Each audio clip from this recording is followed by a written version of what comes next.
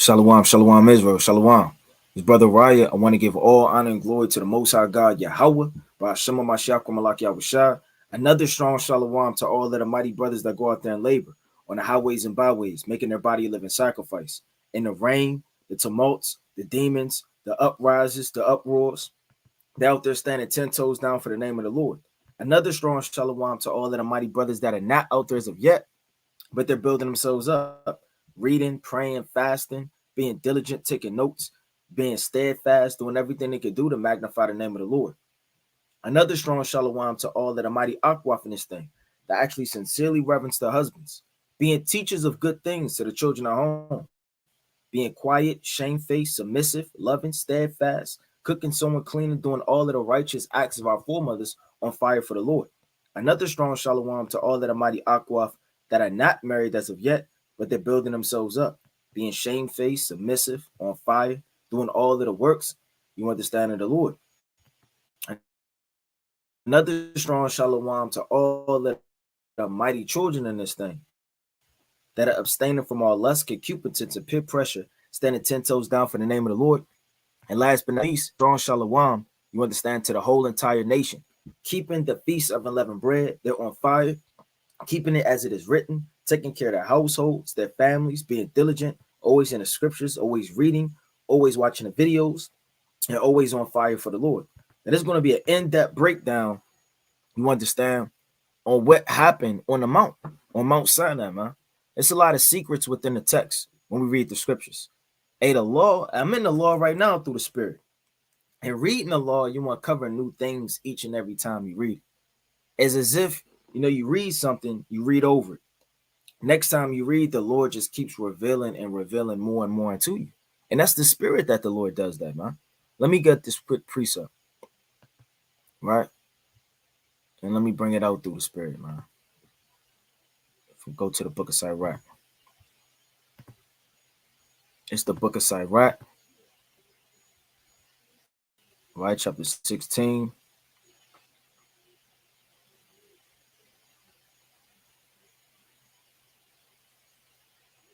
And I'm going to start at verse number 25. I will shew forth doctrine and weight. So when the Lord breaks things down to you, he doesn't give you all of the mysteries at one time. There's no account of a man stumbling into the truth, and then he knows who Leviathan is. He knows the in-depth breakdowns of Revelations, the 17th chapter, the 18th chapter, the 19th chapter. He's conversing in all of the books, you understand, a prophecy, man. He knows how to break down Daniel. No, the Lord shows you forth doctrine and weight, because the Lord deals with what?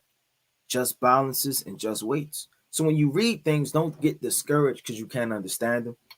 You may not have the understanding to break down prophecy. Hey, the Lord is a true husbandman, and he gives you what you need.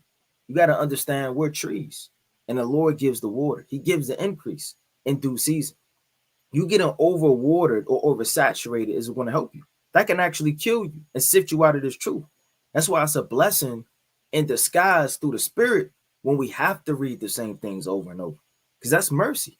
The Lord revealing new and new things each and every time we read, each and every time we hear a precept.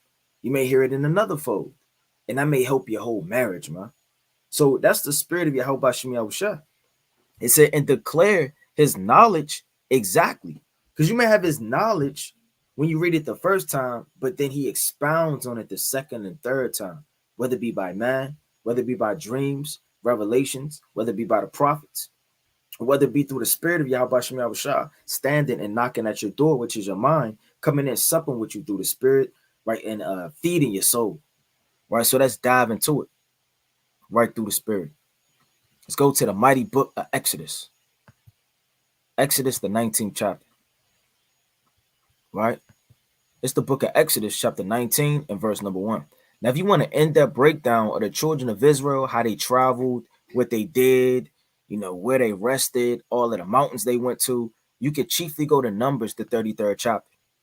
When you read Numbers, the 33rd chapter, it gives you an in-depth breakdown of all the places that we sojourned when we traveled, because we were pilgrims on the earth, right? This is Numbers chapter 33 and verse number 1. These are the journeys of the children of Israel,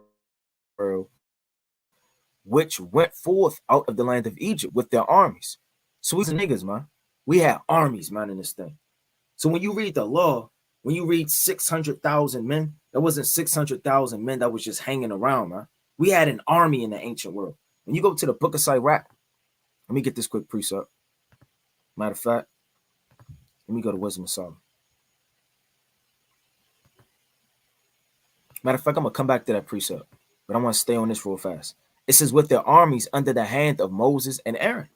So Aaron and Moses, they led the army. Moses just wasn't hanging around with a staff in his hand, man. An old man with a staff. And Aaron was just trying to keep up with Moses. Now you have to understand that Moses, he led a whole army, man. Let's go to the book, right, of Psalms real fast. Let's prove that. And you can read about that in Joshua. We're going to get that as well. But let's go to the book of Psalms, chapter 107. It's the book of Psalms, right, chapter 107. And I'm going to start. This whole thing is fire.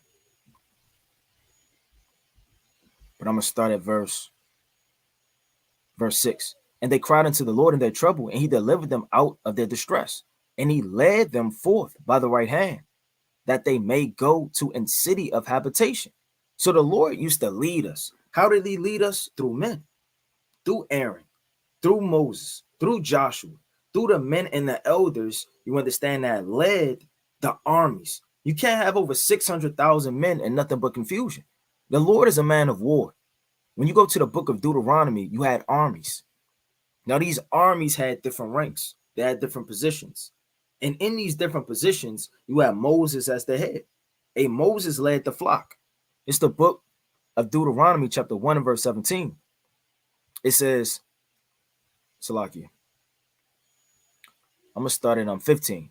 It says, so I took you chief of your tribes, wise men, and made them heads over you, and captains over thousands, and captains over hundreds, and captains over 50s, and captains over tens, and officers among your tribes. So when Jethro, Moses' father-in-law, saw that his distress of dealing with the whole congregation got burdensome, what did he do? He gave him advice. Moses took the advice through the hand of Yahweh Shem Yahushua, and he started to split up that workload. He set up captains, officers. You understand? You had all type of men that were elders, right? So through the spirit, you had Yahweh Shai, you had the angels, right? You had Moses, you had Aaron, you had her, right? You had the captains, you had the officers, you had the judges, you had the elders, you had the chief of the fathers of the different tribes, trickling all the way down to the wives and the children. So everything was done in order through the ancient world. Moses didn't get on a mountain and have a big old microphone and he just started yelling like it's the 76ers game, man.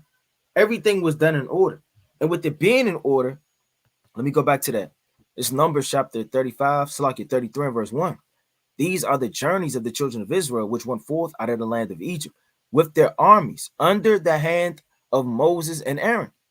And Moses wrote their goings out and their journeys by the commandment of the Lord. And these are the journeys according to their goings out. So you go all the way from Ramses, when we were in Egypt. In order, it's all of the different wildernesses we dwelt in. We didn't just dwell in Mount Sinai. Ramses and Mount Sinai, that's all you read about. They had the wilderness of Sin, right? You had Ramses, you had Succoth, you had various at Etham, right? Midigo. You had all of these different wildernesses that we dwelled in where we were sojourning at. Let me get that real fast in the book of Psalms, chapter 39 and verse 12. It's the book of Psalms, chapter 39 and verse number 12. And it reads, it says, hear my prayer, O Yahweh, and give ear unto my cry. Hold not thy peace at my tears, for I am a stranger with thee, and a sojourner as all my fathers were. So through the spirit, we know through our forefathers that we were all sojourners. We were here one moment, we were gone the next moment, and we're all sojourning through strange lands and wildernesses. That's the same spirit that we're going on right now, man. You may be an inhabitant of Detroit, a habitant of so-called Mexico, a habitant of Maryland, a habitant of Antarctica, wherever the hell you dwell. It doesn't really matter. You're sojourning in this thing. You're trying to get the kingdom of heaven. Now, what do you see in the wilderness? creatures, beasts, owls, snakes, psychotrites, and all of these different things that do what? They creep out at night. The same way Esau and his philosophies, his doctrines and witchcraft come upon the children of the light. You understand, when we're in these strange lands. So it's not anything, foreign or strange that we sojourn. And in our sojourning, let's go to the book of Exodus, chapter 19 and verse 1. That started off through the Spirit. And in the third month, when the children of Israel were gone forth out of the land of Egypt, the same day came they into the wilderness of Sinai. So we came into the wilderness of Sinai. Now, where is the wilderness of Sinai? Right? Let's go to the book real fast of Galatians, chapter 4. Because it tells you in the scriptures. It tells you what a mount is. Let's go to the book of Galatians.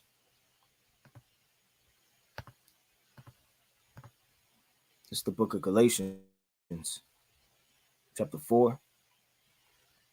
All right. So like it, bro. And I'm going to start at verse 22. It says, for it is written that Abraham had two sons, the one by a bondmaid and the other by the free one. Right? So we're not going to necessarily break down this whole parable, but it gets to the point, which is verse 24. But he who was of the bondwoman was born after the flesh, but he that was of the free was after the promise, was by the promise. So you had Sarah, right? You had Hagar. It says, which things are an allegory, meaning a mystery, a similitude. But these are the two covenants. The one from Mount Sinai, we represent Mount Sinai. So like we represent Israel, man. It says, which gendereth to bondage, which is Hagar. And this Hagar is Mount Sinai in Arabia. So it just tells you right now that it's in Arabia. Mount Sinai in Arabia. And answereth to Jerusalem. Because every and anything has the answer to Jerusalem. We're the mother of all things. Didn't she have to answer to Sarah in the book of Genesis, chapter 16 and verse 6, when she was grabbing her up, man, and she fled from him? It says, which now is and is in bondage with her children. But Jerusalem, which is above, is free, which is the mother of us all. So on one fold, it's talking about in context, but on another fold, spiritually, we're the ones that are free. We're not the bond and the lockdown and gendereth to bondage and affliction like Hagar. You understand? So Mount Sinai is in Arabia. When you look it up, right? We won't go through it.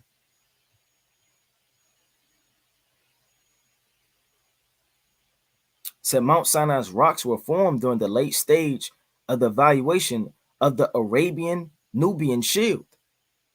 Mount Sinai is at the play of ring complex. So when you go into it, right, it says it's a mountain on the Sinai Peninsula of Egypt. It's possibly located of the biblical Mount Sinai, the place where, according to the Torah Bible and the Quran, Moses received the Ten Commandments. So it tells you where it is. Physically, when you go into Wikipedia and different sources, and it tells you biblically. Now, when they were on this mount, it says, for they departed, right, from Rephidim and were coming to the desert of Sinai and had pitched in the wilderness, and there Israel encamped by the mount. So it was spiritual in Mount Sinai, right? We're going to jump down to verse 9. Verse 9, it says, and the Lord said unto Moses, lo, I come unto thee in a thick cloud. This one thing start to get, deep and spiritual. Because, Moses physically came to the mount. Moses physically got the law, the statutes, the commandments. But the Most High is a secret. Let me read that again. And the Lord said unto Moses, lo, I come unto thee in a thick cloud, that the people may hear when I speak with thee and believe thee forever. And Moses told the words of the people unto the Lord. Right? So let's go to the book of Revelation. So the Lord deals with darkness. Yeah, God is a God of light, but don't get things misconstrued, man. And the Lord dwells in darkness. I know a lot of people may be caught by surprise. They may not believe that. No, not my God. He only dwells in the light. And the Lord's known for dwelling in the darkness, man, through multiple scriptures. This is the book of Revelation, right? Chapter 4. And I'm going to start at verse 5. It says, and out of the throne proceeded lightnings and thunders and voices. And there were 7 lamps of fire burning before the throne, which are the 7 spirits of God. So out of the Most High's throne in the third heaven, you have proceeding lightnings. It's not talking about lightning and thunder like it is on earth. The Lord doesn't need an umbrella. He doesn't need a poncho. The lightnings and the thunders are the Most High's voice. Because when the Most High speaks, it's thunder. As Job chapter 37 and 1 all the way down, the book of Exodus 19 and 19, and the book of Revelation chapter 4 and verse 5. Because when the Most High speaks, you can't understand. It's loud and you can't perceive it. When you hear thunder, you don't know what's going on. All you're doing is trying to hide. You're trying to seek refuge. You're trying to seek cover. It's too bright and it's too loud. The voice of the Lord you can't comprehend. It's too much light and wisdom in it, and it's too loud if you have ears to hear that you can't perceive if the Most High were to have a conversation with you. The Most High can't just plainly speak to man, right? It says, and when I say plainly speak to man, I mean through the spirit. Not that the Most High can't come through the angels or the prophets and things like that, but the Most High is not just going to have a conversation with a mortal man.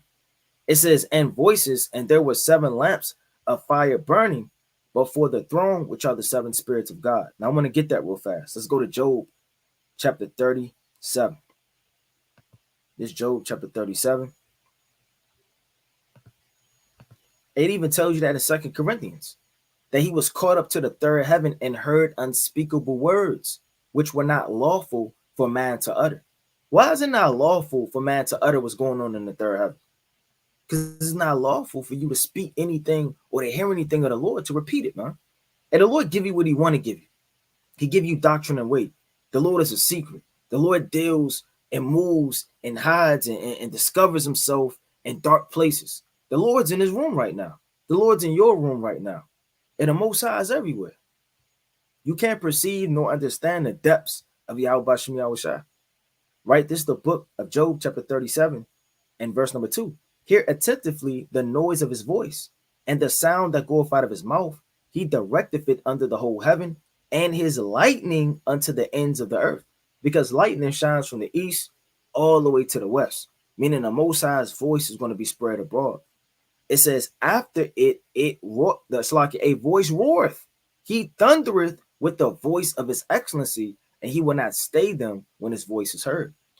So when this thundering and this lightning is going on, let me go back to Exodus, where it says, and the Lord said unto Moses, lo, I come unto thee in a thick cloud, that the people may hear when I speak with thee. So the Most High doesn't do things contrary to popular belief too much in secret. Like when he destroyed Pharaoh, that wasn't a secret, man. When the Lord destroys America, it's not going to be done in a secret.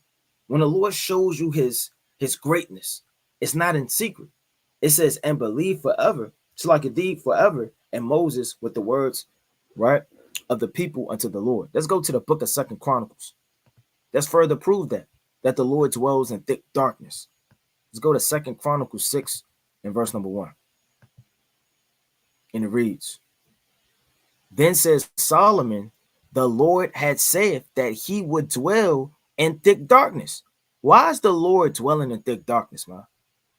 I thought they just paint him out to have a halo on around his head all day, and him just have his arms open like a statue.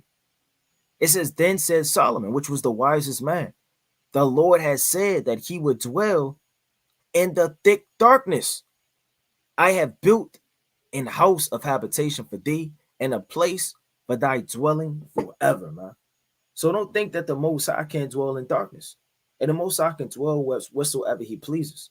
Now, when you go to the book, right, of Genesis, let's go to Genesis chapter 1 and verse 1. Because before there was light, it was darkness, and the spirit of the Most High was upon the deep. So before the Lord even made the light, which the Lord is the light, on a carnal level, he was dwelling in darkness. So when, upon that mount, it's spiritual, man.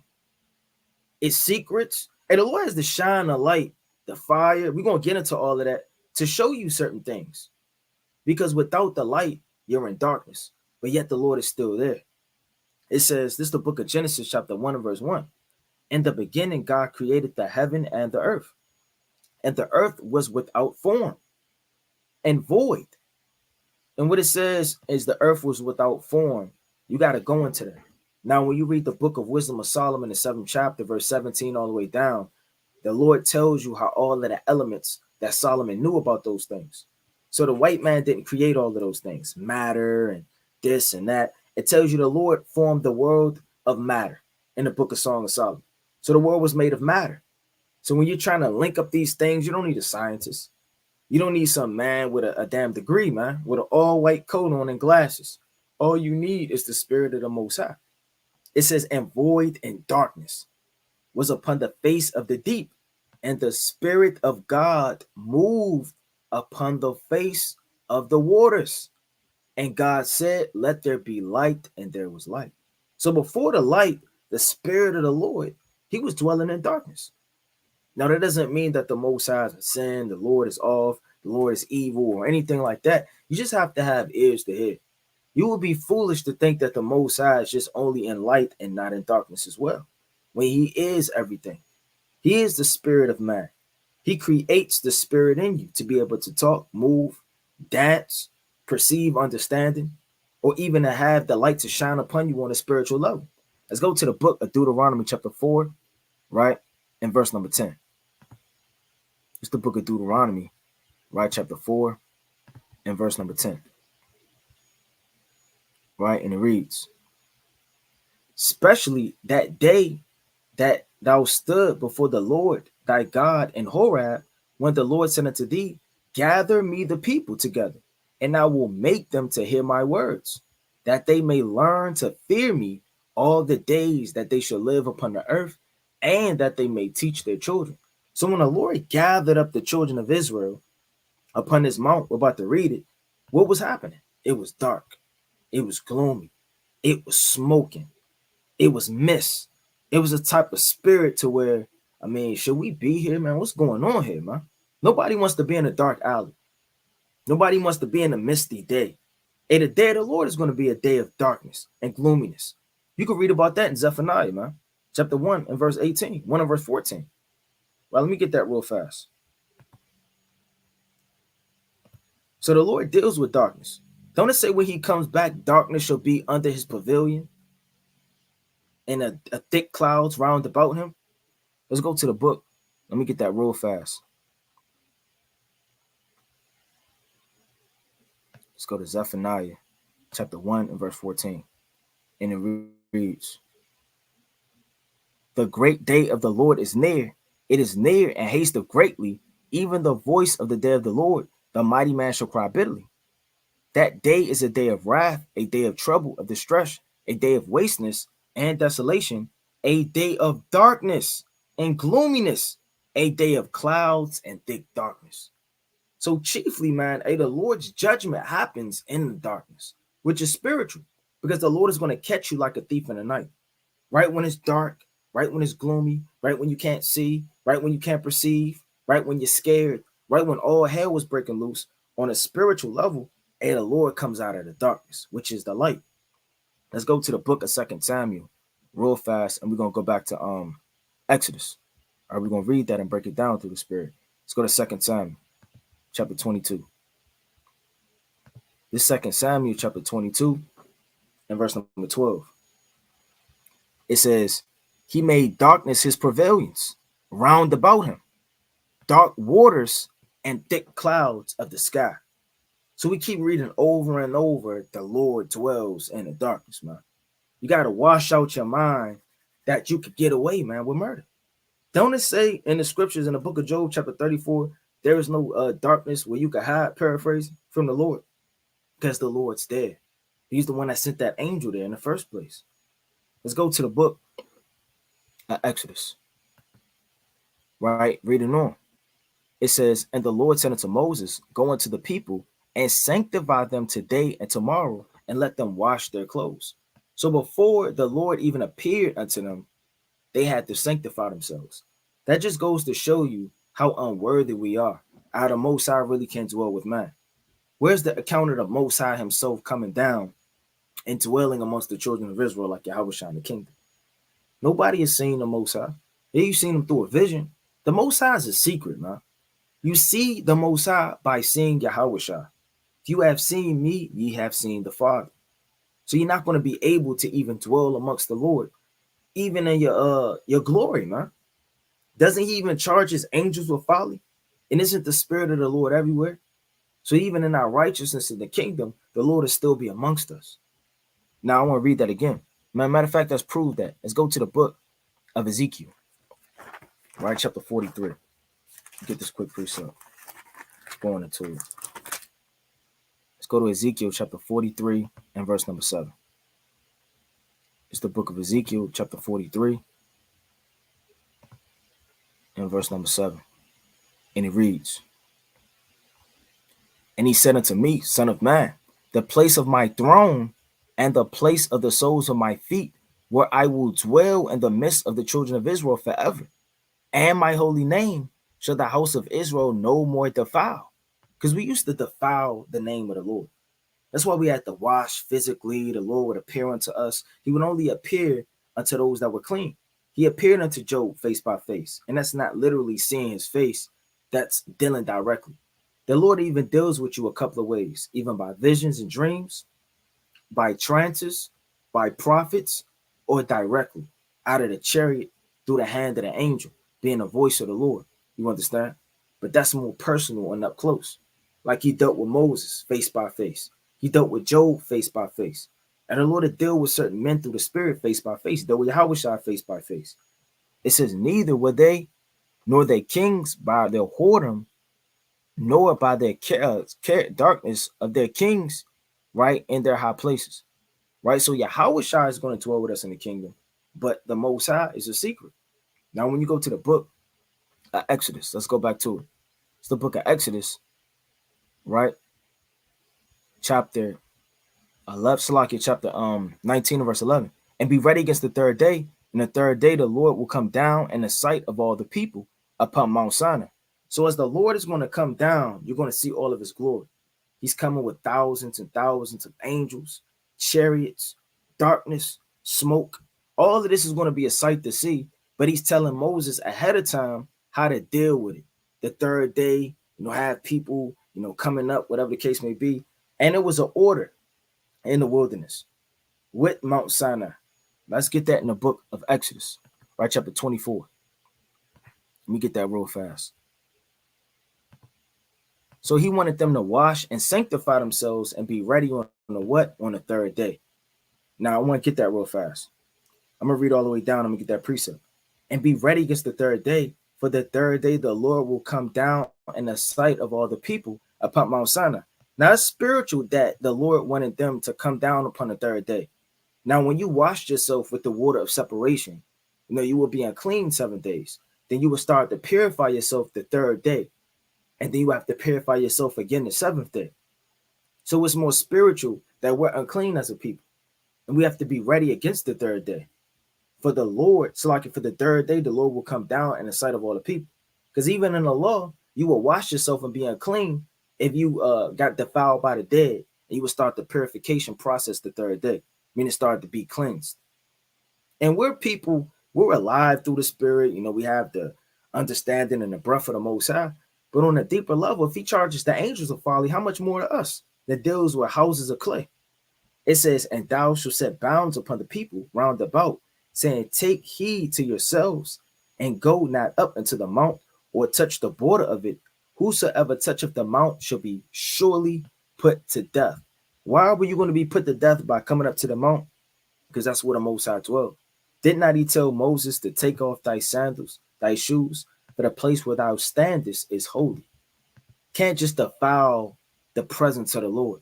That's why when you come up to camp and people are spitting on the posters, they're stomping in the sanctuary, they're sticking their hand in a prophet's face, they're essentially defiling the Most High, man. Because the Most High dwells amongst us. His chariots and his angels are round about us. Right? Let me get that real fast. Salaki. Let me go back to that. Salaki. Right? It says she'll surely be put to death. Now, let me get this quick precept in Exodus chapter 24. It's the book of Exodus, right? Chapter 24. And I'm going to start at verse 13. And it says this, and Moses rose up and his minister Joshua, and Moses went up into the mount of God.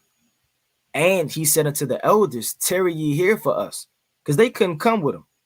Everybody couldn't come with Moses upon the mount. It wasn't everybody just running up to the mount to figure out what's going on, man. The Lord chose Moses to hear. Now, who did Moses set in charge? Aaron and Hur when he was gone. Now, when Moses went up to the mount, he was gone for 40 days and 40 nights. But who came up with Moses before Moses went in depthly to the mount? You had the children of Israel down without, and then you had Aaron, you had Hur, you had Joshua. They came up close to the mount, up with Moses before Moses went all the way up to the top. It says, and he heard, so like, and he said unto the elders, tarry ye here for us, until we come again unto you, and behold, Aaron and Hur are with you. If any man have any matters to do, let him come unto them. So he left Aaron and Hur in charge. But that's spiritual when Moses went up to that mount. Because what happened when Moses went up to that mount, man? All hell started breaking loose. Aaron and Hur, you understand, were set in charge of the whole congregation. But Moses went up. He went up to get secrets, breakdowns. He didn't just come up there to get the 10 Commandments. Let's go to the book, right real fast, a Second Esdras chapter 14. Let's go to Second Esdras chapter 14.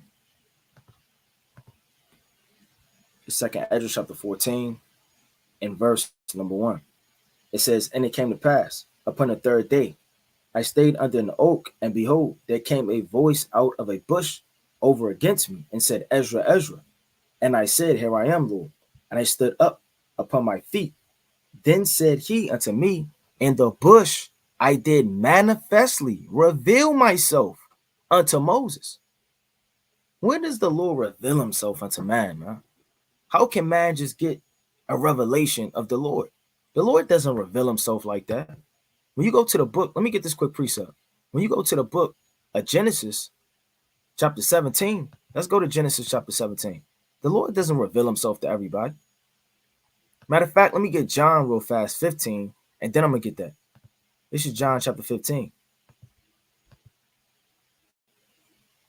It's John chapter 15.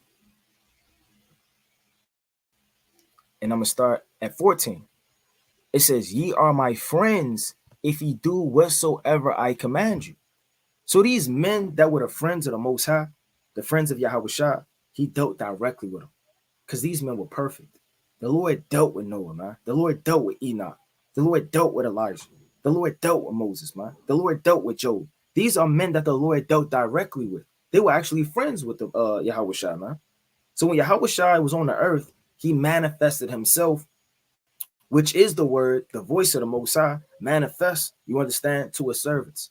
And everybody doesn't have that pleasure for the Most High to reveal himself to. And he reveals himself through Yahweh. So to deal directly with Yahweh, the Son, as he walked the earth, is unspeakable, man.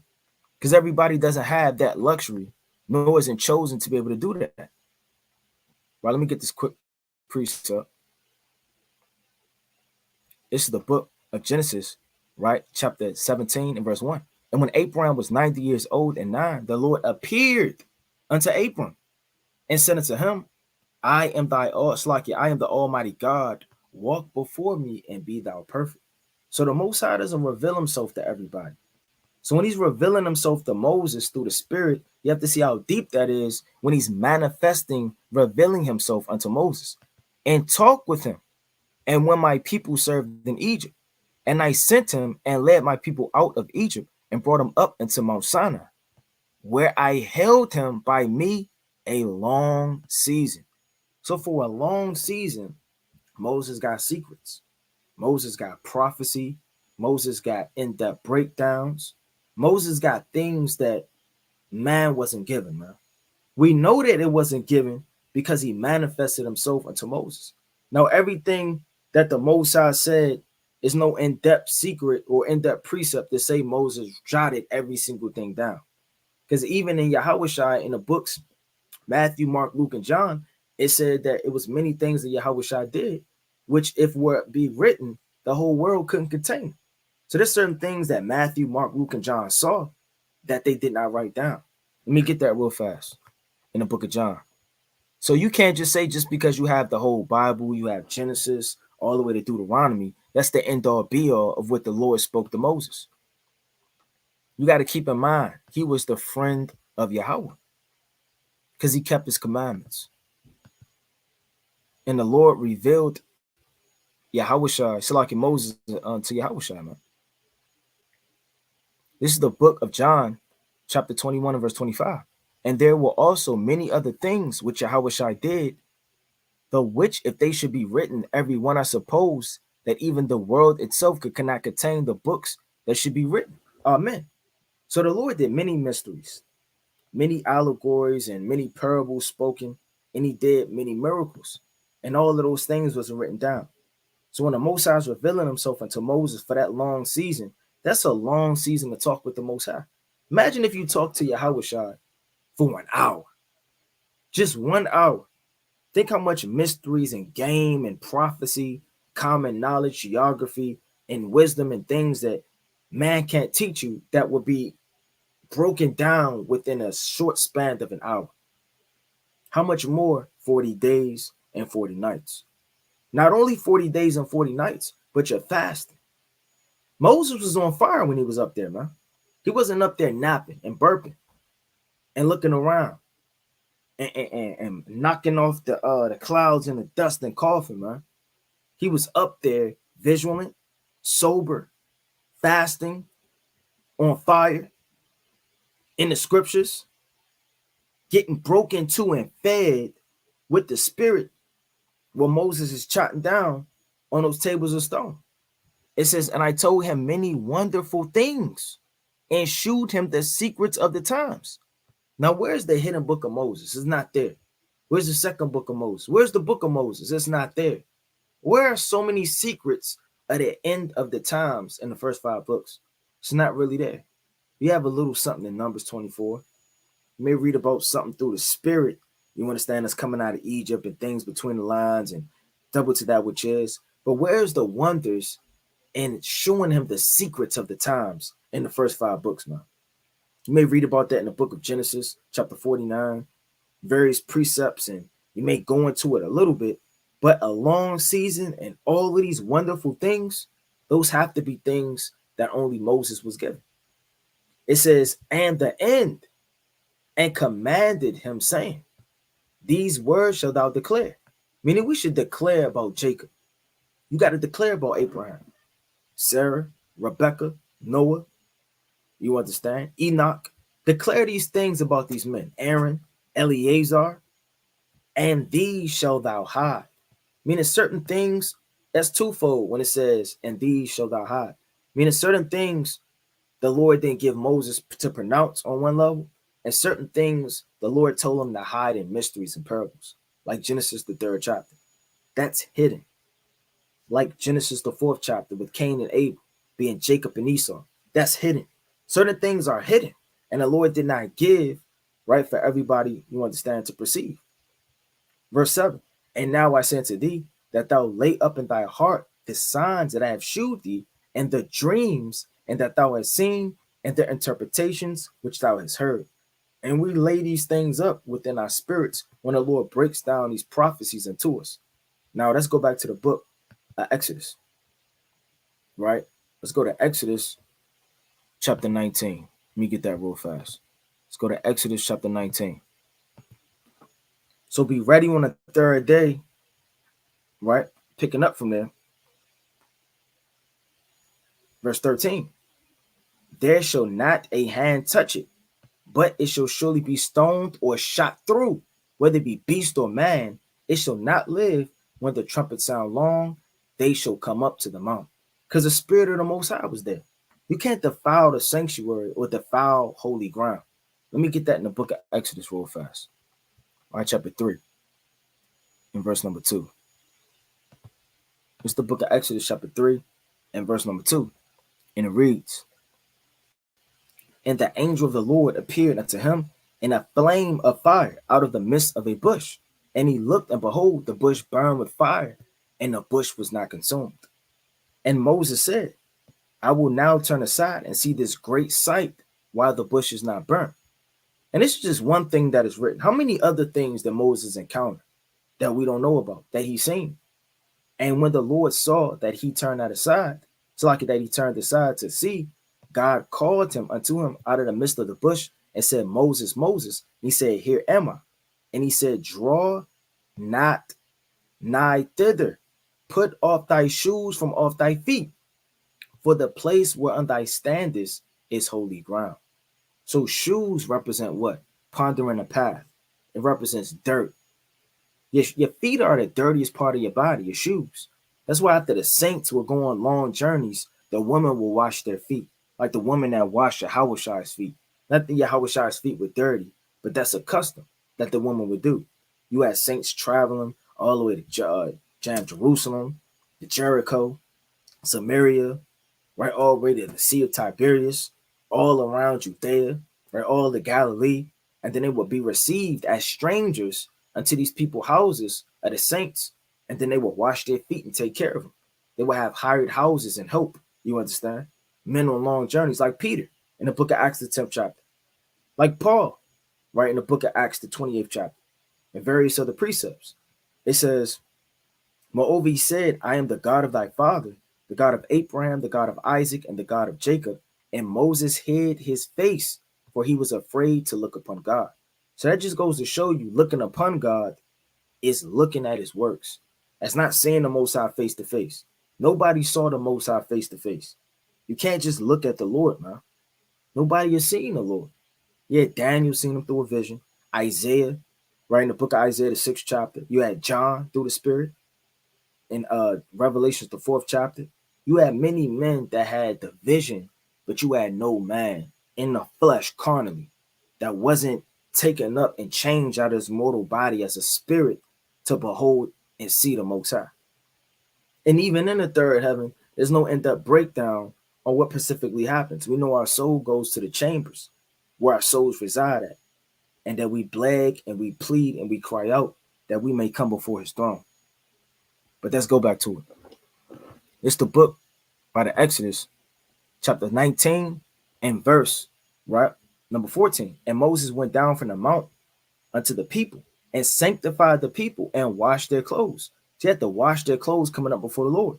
And he said unto the people, be ready against the third day. Come not at all, so like it come not at your wives. Meaning don't be unclean.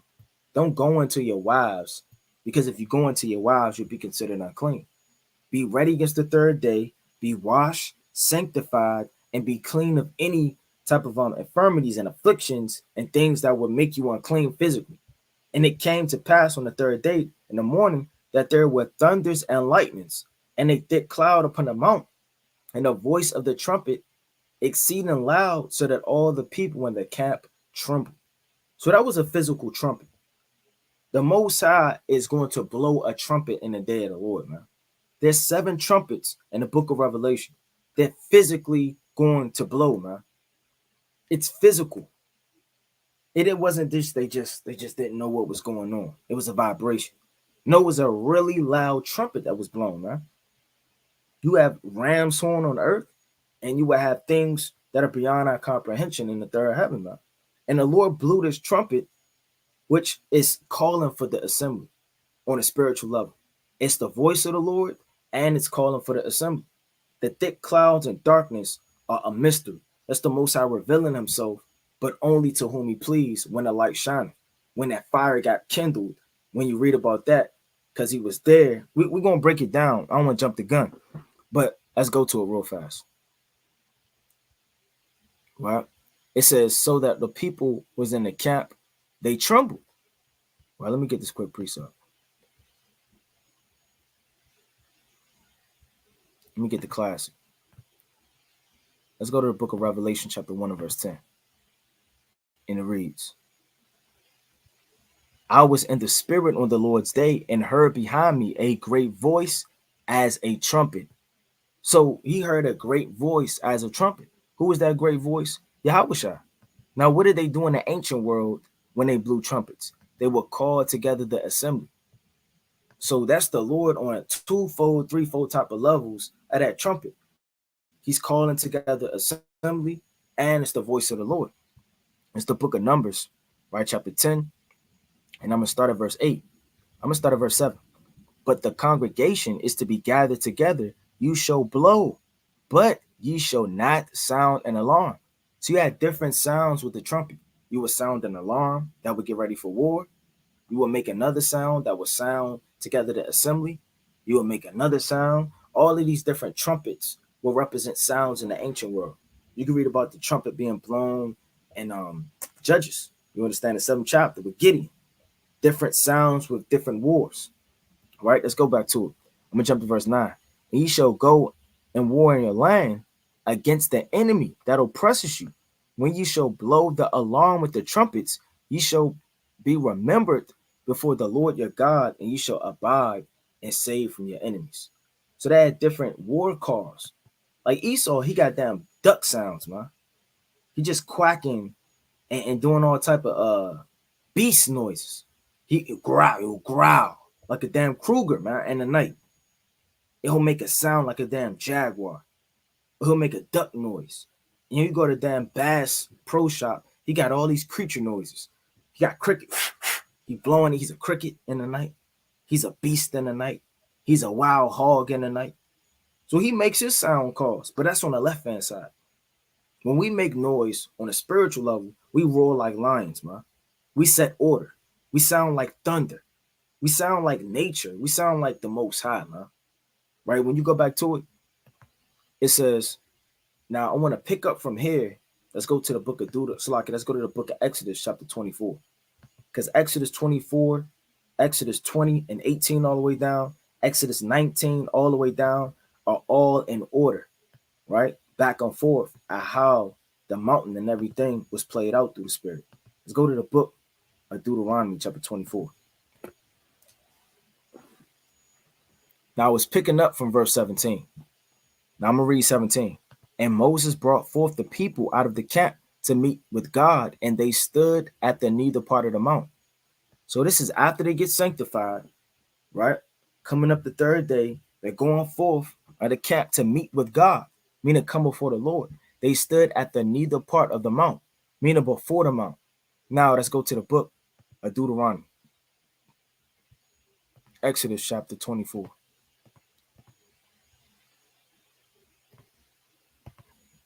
It's the book of Exodus chapter 24. Right? And I'm going to start. This whole thing is fire. But I'm going to start at verse. I'm going to start at verse number 9. Right? It says, then went up Moses and Aaron and Nadab and Abihu and 70 of the elders of Israel. Right? Like we just read in chapter 19. And they saw the God of Israel. What does it mean they saw the God of Israel? And there was under his feet, as it were, of paved work of sapphire stone, and as it were the body of heaven in its clearness. So what is that talking about? When it says they saw Yahweh, the God of Israel. Let's go into it. Let's go to the mighty book, right, of Job, chapter 26. This is what it means when it said that they saw the Most High. It's the book of Job, chapter 26. And Job's another book where you have a lot of secrets that explains a lot of things, whether it be in the law, prophecy, Esau, right, or just things that link up through the Spirit. Let's go to Job chapter 26 and 8.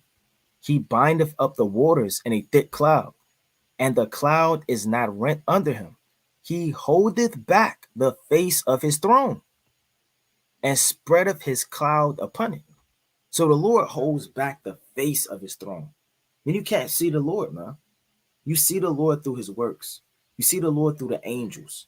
You see the Lord through the prophets. You see the Lord through thunder, lightning, earthquakes, windstorms, World War III, vengeance. You see the Lord through seeing Yahweh Shai. So when it holds back the face of his throne, let's go to the book, right, of John, chapter 5, and verse 37. It's the book of John, chapter 5, and verse number 37.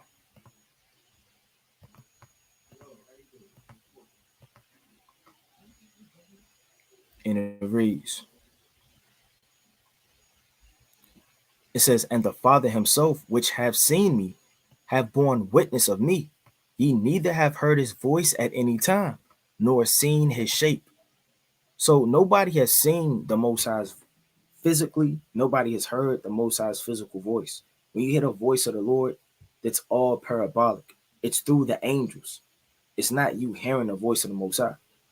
Was the Most High teleporting his voice from off of his throne through inside of the chariot to teleport his voice outside of the chariot back down to man? You know, it's just confusion. It's too much going on. There's no precepts on that. To hear somebody's voice, as we know to be true, is to hear it out their physical mouth. There's no account of the Lord yelling from his throne.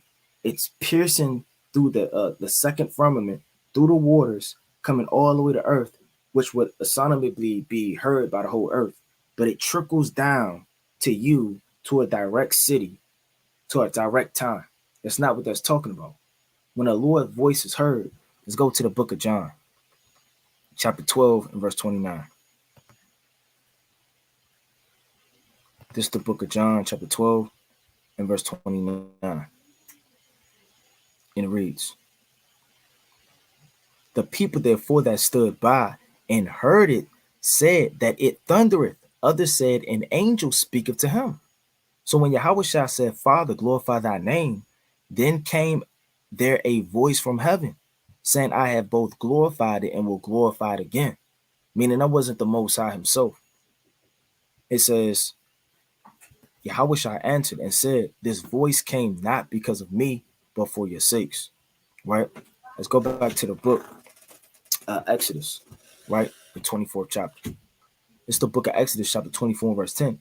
"And they saw the God of Israel, and there was under his feet, as it were, of paved work of sapphire stones, and as it were the body of heaven in its clearness." Now, what this is talking about is that the Most High appeared unto the children of Israel out of a chariot. That's the glory of the Most High shining. Now, as the Most High appeared out of the chariot, not that you've seen the Most High, but his glory appeared.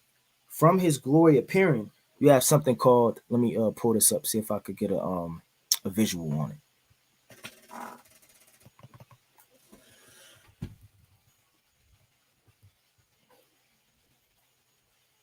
Let me see if I can get a visual on it. Like you got a ray. This is perfect. So by seeing the chariot by Moses' feet, it was like a pathway up to the mount when you see this. So you got to imagine this, man. The Lord is appearing unto Moses in sight of the whole children of Israel out of the mount. Now, before the mount starts smoking, before it got, turned up like we're about to read, and, it was dark and gloomy. Out of it being dark and gloomy, the Lord appeared, you understand, with a chariot outside, or before rather, the mount. Now, when you read back to Exodus chapter 24 and 10, "And they saw the God of Israel, and there was under his feet, as it were paved work of sapphire stone. And it was, so like, and it is the body of the heaven in its clearness. And upon the nobles of the children of Israel, he laid not his hand. Also they saw God, and did eat and drink." Check this out. "And the Lord said unto Moses, Come up to me." That's how you know that paved work is like a pathway leading up to the mount. What does it mean, come up to me? I mean, out of this chariot, which was like a sapphire color, which was like this type of color. So you got to picture this thing, man. You got to picture this. Let me get a UFO, or what they say so-called looks like a UFO.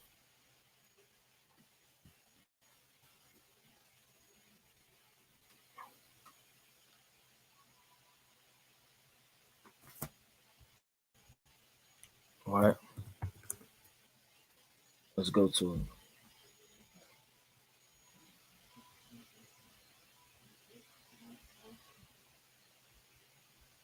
See what they so-called say a UFO look like. Now this would be a so-called UFOs. Now they have it somewhat right because it's a wheel inside of a wheel, and it shoots out laser beams. It has lights all around about it. So imagine this hanging on top of the mount. Now within top of the mount, you have a pathway as if it's a sapphire color leading from the foot of Salaki, the foot of the soles of Moses' feet, all the way to the top of the mount. Man, I'll cry, man. If the Lord ever, I mean, that would never happen to me. But if I would have ever see a chariot and in a pathway leading up, and then a voice to say, "Come up hither," I'll cry, man. I can't imagine Moses' spirit as he looked up, and everybody else was in shock. They were scared, but Moses was chosen to see the light. Moses was chosen, man. So as he's walking up, let's go to it, into the mount, and be there, and I will give thee tables of stone and a law and commandments which I have written, that thou mayest teach them. Right? Check that out. And Moses rose up and ministered Joshua, and Moses went up into the mountain of Yahweh. And he said unto the elders, tarry ye here for us until we come again unto you. And behold, Aaron and Hur are with you. If any man have any matter to do, let him come to him. So, Joshua was ministering unto him. Now, from there, I want to get this other quick precept. Now, it says, let me get this real quick precept. I'm going to read this and I'm going to get this quick precept. And Moses went up to the mount, and a cloud covered the mount. So when it says a cloud covered the mount, that cloud is talking about a chariot.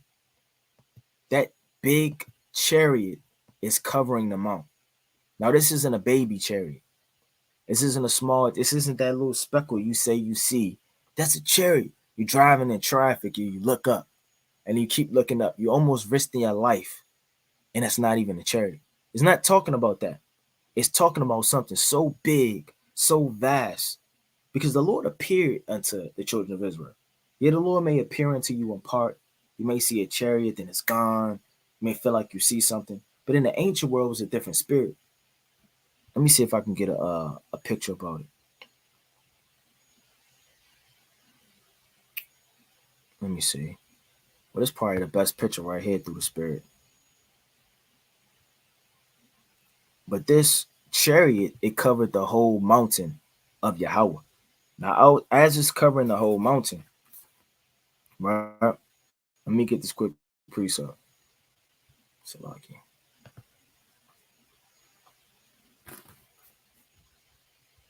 Let's go back to it. Let's go to the book of 1 Timothy, chapter 1 and verse 17. It's the book of 1 Timothy, chapter 1 and verse number 17.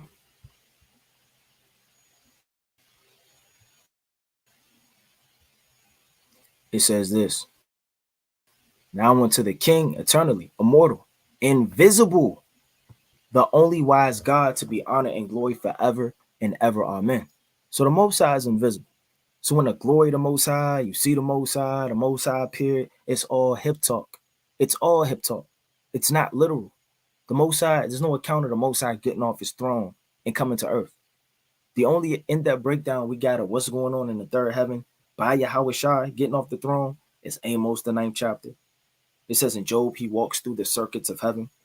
It says, thy almighty word leaped off of thy royal throne as a fierce man of war into the land of destruction, paraphrasing greatly, in the book of Wisdom of Solomon 18 and 15. So we know that Yahweh Shai is getting off the throne. Yahweh Shai is the son of the Most High. Yahweh Shai does things on earth, but the Most High, he sits on his throne. Why get off your throne? You're everywhere at once. Imagine sitting on your bed right now, and then you're in Jamaica right now too. And then you're in a submarine in Antarctica, 100,000 feet under the earth. And then you're in an airplane, man, in Minnesota. And on top of being in an airplane on Minnesota, you're in a damn safari in Africa, all at the same time while you're sitting on the couch. What would you physically need to get up for, man? I think people underestimate how deep and how the Most High really is and how he's everywhere at once. Your mind can't fathom that. I can't fathom that, man. Nobody can fathom where and what the Most High is doing right now. Think how many conversations the Most High is in that he's controlling. This live, somebody talking to somebody at work right now. Somebody's in a rush hour traffic, yelling in the car. And Most High jacking up their spirit to do that. And the Most High was having a conversation with himself back and forth when Ezra was talking to the angel. Because the Most High is putting the words in his mouth, yet he's being received. These are the things that are too, deep for us to really perceive and understand. Let's go to the book. Look, matter of fact, let me get this in the book of Exodus chapter 33. Let's go to Exodus chapter 33. It's Exodus chapter 33. And I'm going to start at verse number 15. Check this out. And he said unto me, if thy presence go not with me, carry us not up hence. So Moses said, look, man, I want to see you. If your presence ain't with us, don't carry us nowhere, man. That's the spirit Moses was in, man. You might have that spirit in the end of the days. Lord, if you really with me, beam me up. Show me a sign. Be there for me. You know, you might see ravens feeding you food out of nowhere, man. You might see a flood come up out of the earth and you're thirsty. You may grab a junkie's jawbone like Samson and water start flowing out of it, man. Miracles start to happen. So Moses was asking through the spirit to show me your presence. It says, for wherein shall it be known here that I and thy people have found grace in your sight? I mean, how are we going to truly know what's going on if you don't reveal yourself unto us? Is it not in that thou goest with us? So shall thou be separated, I and thy people, from Salaki, the people that are upon the face of the earth. And the Lord said unto Moses, I will do this thing also that thou hast spoken, but thou hast found grace in my sight, and I know thee by name. Meaning what? He's the elect. How do you know that? Let's go to it. It tells you that, man. Let's go to the book of Psalms, right? Chapter 87.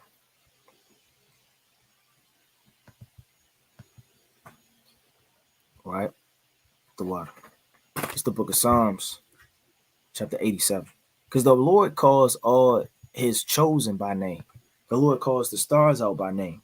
So if you're named of the Most High, the spiritual, man, it's the book of Psalms, chapter 87. The Lord loveth the gates of Zion more than all the dwellings of Jacob.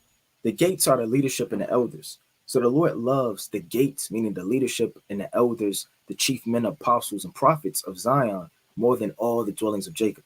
Meaning the Lord loves certain men more than others.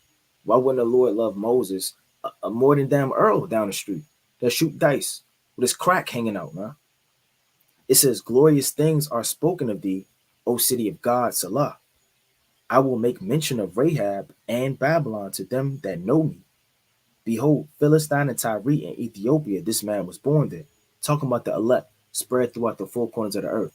Rahab represents Egypt, which is our first captivity. Babylon represents, the daughter of Babylon, our last captivity. Spread abroad, you have Tyre, Ethiopia, and all of these diverse places where we spread abroad. And of Zion, it should be said, this and that man was born in her, and the highest himself shall establish her. This is the point.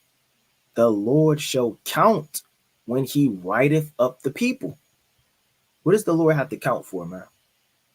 The Lord is not on his hands like this. How many people did I create again? Counting up the people means his elect. When you're a shepherd, you count your sheep. You make sure they're entering into the flock. You're making sure they're safe. You're numbering them. And you will number them with stones. Okay, I have my sheep. If I got one loss, something's not adding up right. So the Lord would count, meaning the elect. This man was born in her. It's like him born there. So when Moses, literally it says he was known by name. Yeah, he was known by name. He's the Lord's sheep, counted to the fold in the flock.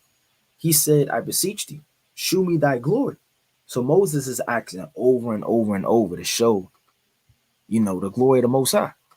And he said, I will make all thy goodness pass before thee, and I will proclaim the name of the Lord before thee, and I will be gracious to whom I will be gracious, and I will shew mercy on whom I will shew mercy.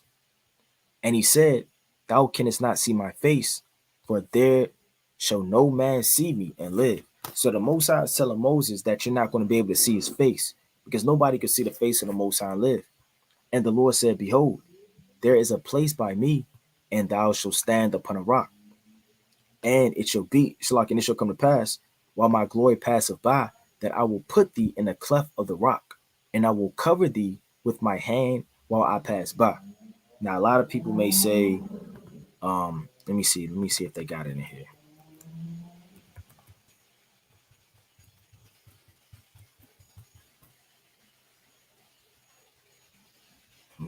They got they don't got a picture of it. But a lot of people may think the Lord was actually turned backwards, man, up on the mount. That's not what that's talking about. I don't mean that the Lord was turned backwards and the Lord just mysteriously showed himself the back of his head. Whether it was curls, whether it was a bush, whether it was waves, whether it was long hair, whether it was dreads. And Moses is the only one on earth that knows the hair of the Most High. That's not what this is talking about. It says the Lord, let me go back to it. It says, verse 23, and I will take away my hand, and thou shalt see my back parts, but my face shall not be seen. What is that talking about? Let's go to the book real fast of Ecclesiastes, chapter 1. Let's go to Ecclesiastes. So through the precepts, you get understanding. There's nothing wrong with reading things in context, but that's why it's very important to read things over and over and over, so that the more you read, the more you see things that link up to the Spirit. Let's go to Ecclesiastes chapter 1. Right? And I'm going to start at, this whole thing is fire.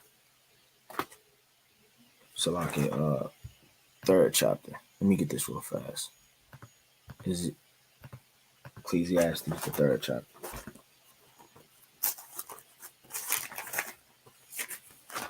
All right, the book of Ecclesiastes, chapter 3, and I want to start at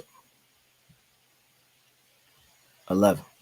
It says, he had made everything beautiful in his time. Also, he have set the world in their heart, so that no man can find out the work that God maketh from beginning to end. So nobody can know how in depthly the Lord creates things, nor see physically the Lord, nor have the in-depth secrets of what the Most High's specific skin complexion is, how long his head line may go down, or how broad his shoulders are, and how tall he might be. That's not what that's talking about. When you go to the book, let me read that again. Let me get this quick precept. Matter of fact, let me just get the quick precept. Let's go to 1 Corinthians chapter 12. Meaning nobody knows the Most High in depthly. When you go to the book, right, of Sinai, let me get this up real fast. Chapter 16.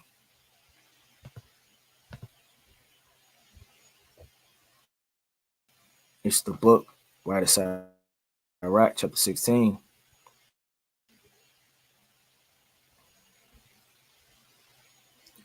It says, verse 16, his mercy is manifest to every creature, and he have separated his light from the darkness with an adamant. Say not thou, I will hide myself from the Lord. Shall any remember me from above? I shall not be remembered among so many people, for what is my soul amongst such an infinite number of creatures? Behold, the heaven and the heaven of heavens, the deep and the earth and all that in them is, shall be moved when he shall visit. So it's just telling you how nobody can hide from the Most High, how the Most High is everywhere. Now check this out. Verse number 22. Who can declare the works of his justice, or who can endure them? For his covenant is afar off, and the trial of all things is in the end. He that wanteth understanding will think upon vain things, and a foolish man erreth, imagine the follies. So a man trying to imagine too many things is folly. You're trying to sit up there. I wonder what the Most High thinking about me right now, man. I wonder what he thinking about my wife. She always watching TV. You don't want to just imagine the follies all day, man, and think of vanity and foolishness. Let me read on down. Verse 26. The works of the Most High are done in judgment from the beginning, and from the time he made them, he disposed the parts thereof. He garnishes works forever, and in his hand are the chief of them unto all generations. They neither labor, nor are weary, nor cease from their works. So this is talking about what? All of the works of the Most High. How they're done in weight, how the Most High controls everything. You can't hide from the Most High. And he does everything in a secret. Now, when you go to the book of Ecclesiastes 18 and verse number 3, it tells you that nobody knows the Most High on the deepest of levels. He may reveal you as a friend, But even a friend himself, doesn't reveal all things. It's the book of Ecclesiastes 18, Ecclesiasticus chapter 18 and verse number 3. Who governeth the world with the palm of his hand, and all things obey his will? For he is the king of all his power, dividing holy things from among them from profane. To whom hath he given power to declare his works? And who shall find out his noble acts? Meaning, who did the Lord just give the understanding to just proclaim him specifically? His nose structure, his back. Now, when it says that he would show the back of himself, what is that talking about? Chiefly think about who he's talking to. He's talking to the elect. He's talking to Moses. He's talking to a leader, a prophet, and he's giving him secrets. And he's showing himself unto him. Now, if you may have a date, you may talk to a sister, you may be courting her. You say, well, I'll pick you up. I'll shoe myself. We've never seen each other. That's not talking about you're going to drive by in a car like a creep and she saw you and then you text her. It was nice seeing you today. No, when you see somebody, like if you text your wife and say, I want to see you at 8, doesn't mean you're going to drive by and barely see her, man. No, that means you're going to see her. Now, when you go into it, let's go to the book of 1 Corinthians chapter 12. So like 13 and verse number 12. And that's only written for our learning's sake. It says, for now we see through a glass darkly. That glass seen through darkly is prophecy, Yahushua, the second wilderness, breakdowns, the gospels, secrets, parables, Job, Psalms, Daniel, Ezekiel, Isaiah. All of these different things we see through a glass darkly. But then face to face. Now, are we literally going to see a prophecy face to face? When the Lord say he reveals himself face to face, is that literal? Face to face isn't always literal. You're not going to see that prophecy manifest himself and then it's going to start walking. No, face to face meaning personally know. Just like you see your wife face to face. You know how she looks, her skin tone, her complexion, her visage, what makes her laugh, smile. You see somebody dance, that's face to face. Meaning right now, the Lord revealed himself unto Moses, but he didn't reveal all himself. He only saw the backside of himself, which is the same spirit of the elect, knowing Yahweh Shem Yahushua in part, seeing through her glass darkly, but then face to face. Because Moses is in a carnal body. Moses can sin. Moses can do things that you shouldn't do. Because everybody falls short. Not intentionally. Like Moses is off. But everybody falls short, man. You can wake up unclean. You can have imagined thought of foolishness, which makes you in sin. So you could do things in this corruptible body that has you subject to a certain spirit to where you'll never be as perfect as you want to be in this mortal body. But through our cleanness of what we do have, through us keeping the laws, statutes, and commandments, and washing ourselves in repentance, is somewhat makes us what? Clean. Because we changed our apparel. So we get to see Yahushua in part. It says, now I know in part, but then shall I know even as I am known. Meaning the Lord is going to really show himself to us, face to face, in the wilderness. We're going to get the laws, the statutes, the commandments. We're going to know things that man doesn't know right now. We may know who Peter is walking the earth. We may know who your ancient forefather is 25 generations ago. You may know your line and your lineage, to what tribe you specifically come from. You think you come from Judah. It's 12,000. It's a 12 million people come from Judah. And only damn 3,000 come from Ephraim. No, the Lord is going to rightly divide all your tribes because everybody think they Judah. You may really be from the tribe of Reuben, man. You may really be from the tribe of Naphtali, Gad, you understand, right? Asher, Levi, Benjamin. So the Lord is going to rightly divide these things. So when he showed Moses, let me read that again. It's Exodus 33 and 23. And I will take away my hand, and thou shalt see my back parts, but my face shall not be seen. And that's the same spirit of what Paul is talking about, that we're going to know face by face. Now, when you go back to it, let's go back to the book of Exodus chapter 19 and 18. Check this out. And the mountain was altogether on a smoke, because the Lord descended upon it in fire. So the Lord does things in like fashion. The Lord doesn't do things all quiet and sneaky. And it's that the Lord, you see, it's wind blow. The chills rise up on your hands. Is that the Lord? No, the Lord is going to do things in like fashion. Now, when the Lord came and it started to smoke, let's get the book of Deuteronomy, chapter 8. It's the book of Deuteronomy, right? Chapter 8. It's going to. It's the book of Deuteronomy, chapter 8. And I'm going to start at verse number 8. It says, and the land, Salaki, Deuteronomy 9 and 9. Let me get this quick precept. It's Deuteronomy 9 and 9. And it reads,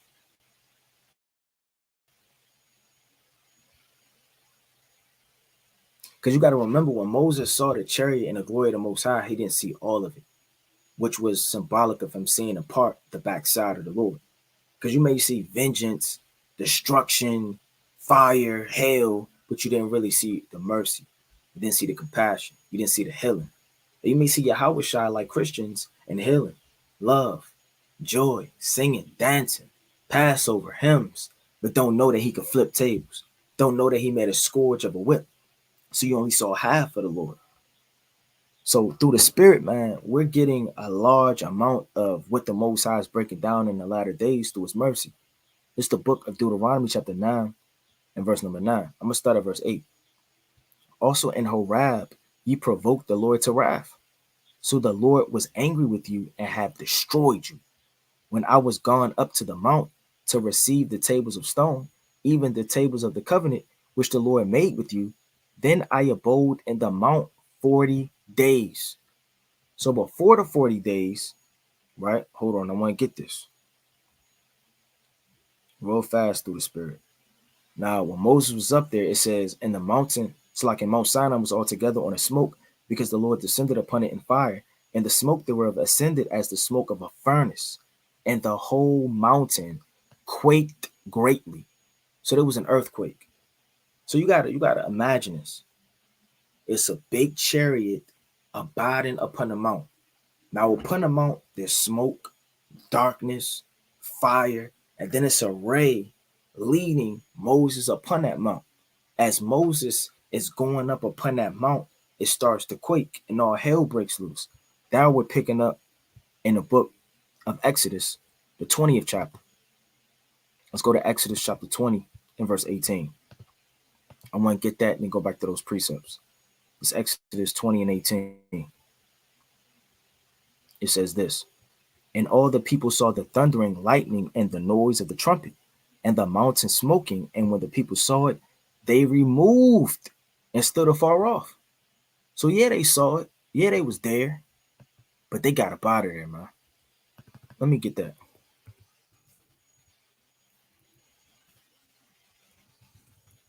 Let me get a visual real fast through the Spirit.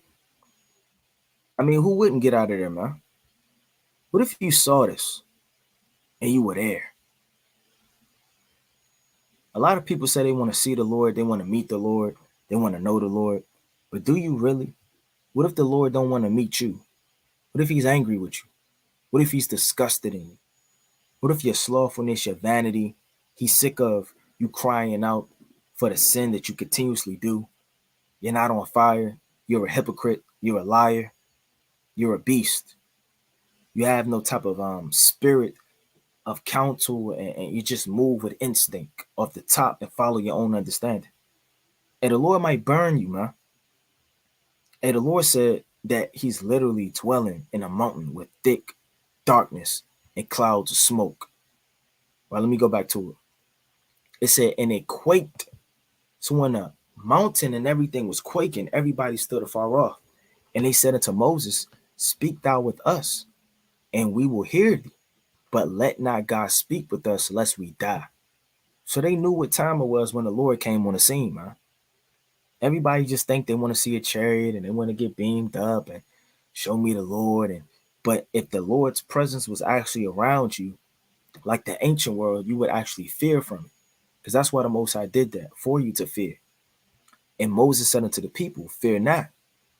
For God is come to prove you, and that his fear may be before your faces, that you sin not. So the whole reason the Lord did that is that the people would fear. Imagine an earthquake, bro. Let me see if I could get a earthquake through the spirit. A video of an earthquake. Because some earthquakes get serious, man. Hail starts breaking, buildings and windows, cars start going out, the earth start opening up.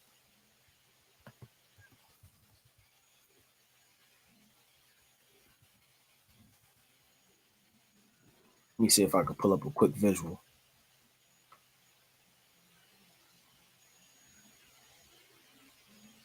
If they have any visuals.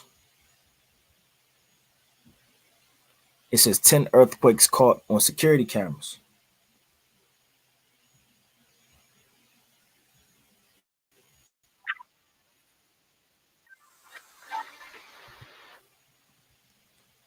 Right? Let's go into it.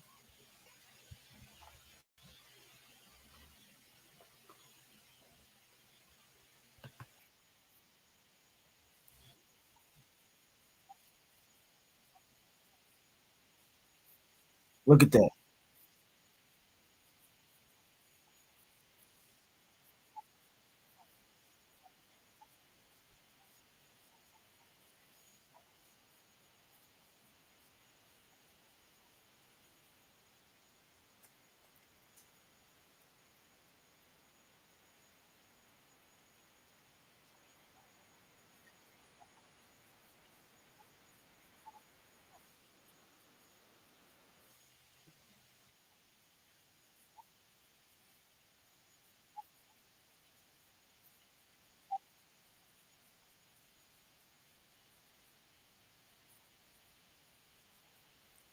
It said it was 9 miles off the coast and did this.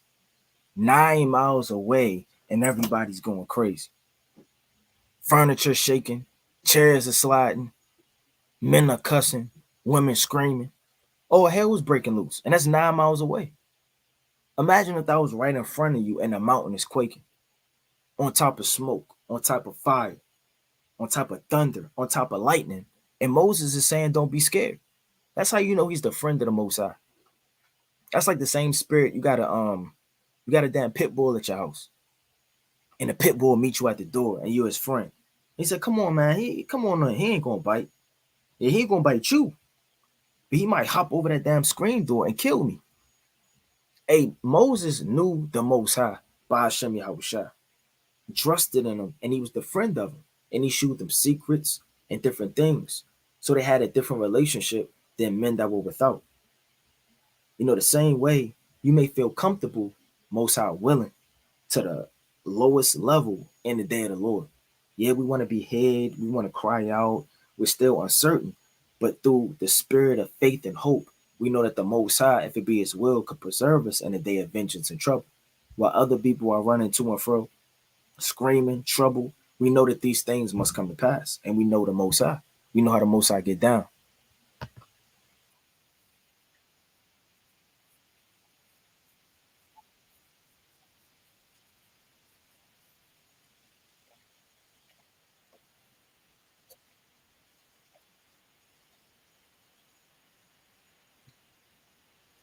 Look at that. Everything rocking.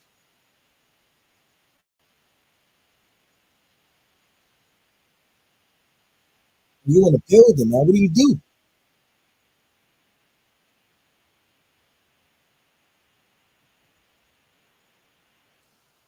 So when you read these accounts, you got to pull up these visuals to go along with them. You got to paint the picture. You got to really get into the mind because you were actually there. You got to keep in mind these are all of the Israelites, and we're the spirits and the souls reincarnate, regenerated of the Israelites. This is the book of Exodus, chapter 20, and verse number 21. And the people stood afar off, and Moses drew near unto the thick darkness where God was. Now I'm gonna read that again. And the people stood afar off, and Moses drew near. I'm gonna read that again. And he drew near. So can you draw near when a trumpet is blowing, fire and smoke? It's like, okay, this is my time, man. Moses walking on up. Oh, hell breaking loose. People were drawing back. Moses walking up. Moses was brave, man. It says, and the Lord said unto Moses, thus shalt thou say unto the children of Israel, ye have seen that I have talked with you from heaven. And then it goes into it, man. We're going to jump back into the book of Exodus. It's the book of Exodus, chapter 19, and verse number 19. And when the voice of the trumpet sound long and waxed louder and louder, Moses spake, and God answered him by a voice. And the Lord came down upon the Mount Sinai, upon the top of the mount, and the Lord called Moses upon the top of the mount, and Moses went up. And the Lord said unto Moses, go down, charge the people, lest they break through unto the Lord to gaze, and many of them perish. Now, what does it mean, gaze?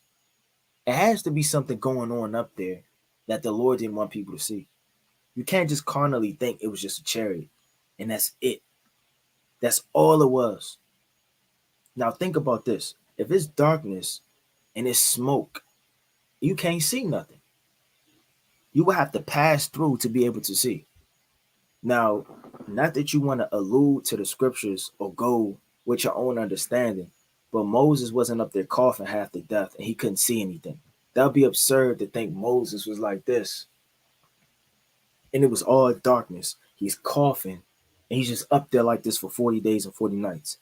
It had to be some type of light and something going on up there that he didn't want people to gaze upon. Because what's the sense of gazing upon smoke and darkness if they could already see that from the bottom of the mount? Now let's go back to the book of Deuteronomy, because it says what? We're going to go into it. It's the book of Deuteronomy, chapter 9 and verse 9. When I was gone up unto the mount to receive the tables of stone, even the tabernacle, like the tables of the covenant, which the Lord made with you, then I abode in the mount 40 days and 40 nights, neither did eat bread nor drink water. So he's starving out his soul, but his spirit is getting built up. And that often happens in the scriptures. When you starve out yourself, your spirit increases, your knowledge increases.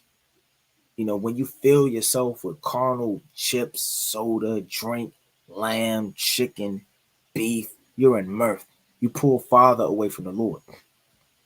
And the Lord delivered unto me 2 tables of stone, written with the finger of Yahweh, and on them was written according to all the words which the Lord spake with you and the mount out of the midst of the fire in the day of the assembly. Now, when the Lord came down and he did not want men to gaze upon, who else was up there with Moses? Let's go to the book of Psalms, because it tells you. Let's go to the book of Psalms, chapter 68. So it wasn't just a chariot and Moses up there.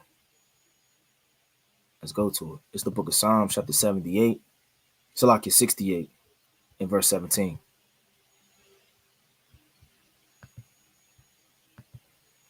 It's the book of Psalms, chapter 68 and verse 17, and it reads,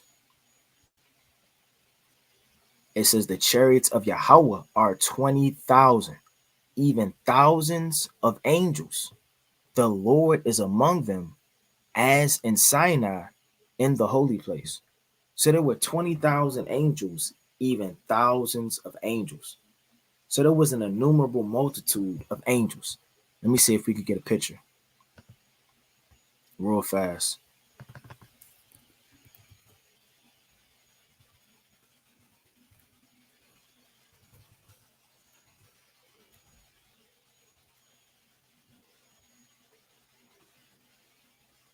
Out, the pictures, how Esau like to paint it, everything's, all whitewashed. But nevertheless, you have to imagine that there were an innumerable multitude of angels, right, in the mountain with Moses. Let's kind of picture it like this through the Spirit. Moses is sitting up there on a mount. Now, I'm guessing Esau is trying to paint a picture of the resurrection. I'm not sure what Esau is trying to paint with this picture. But nevertheless, right? Now, it looks like a chariot because it's a circle. It looked like a chariot. But nevertheless, in a chariot, you will have angels. a angel or multitude of angels.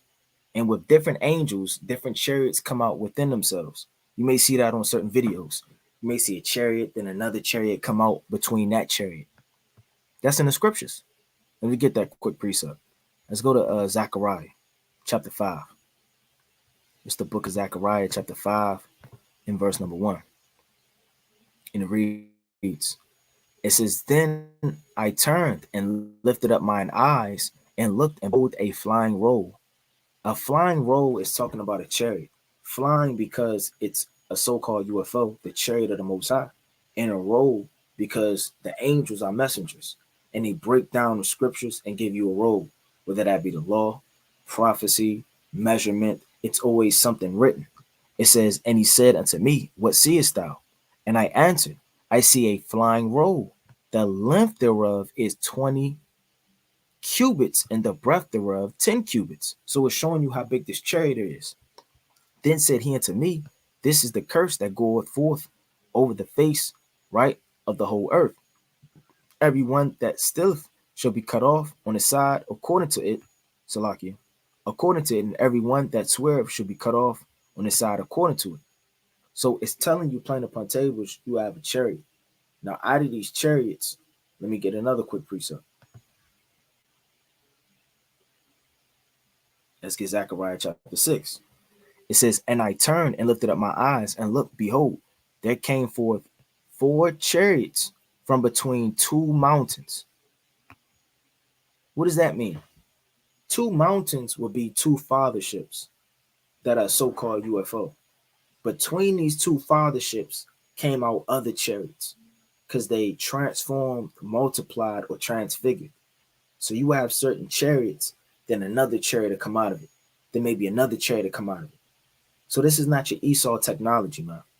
This is not your little infrared, and you can see through a little wall, and that's just impressive. That's not impressive to me, man. You looking through and seeing my heat is not impressive. You having so-called things that could pierce through brick 17 times is not impressive to me, man. And the chariots, they multiply. The chariots, they evaporate and disappear and transport and teleport, man. And the mountains were mountains of brass, meaning they were strong. It's not saying that they were made of brass, because it says in Song of Solomon they were made of gold, right? Now, I'm not about to read this whole thing, but it just goes to show you that upon this mount, you have multiple chariots, multiple angels, 20,000, even thousands of thousands around the throne. So like around the mountain. Now, Moses is up on this mountain. Any carnal man would get scared. Moses didn't take a class to prep himself before what he was about to see. This was newly to Moses, man. Now, out of all these angels being down there, it was darkness.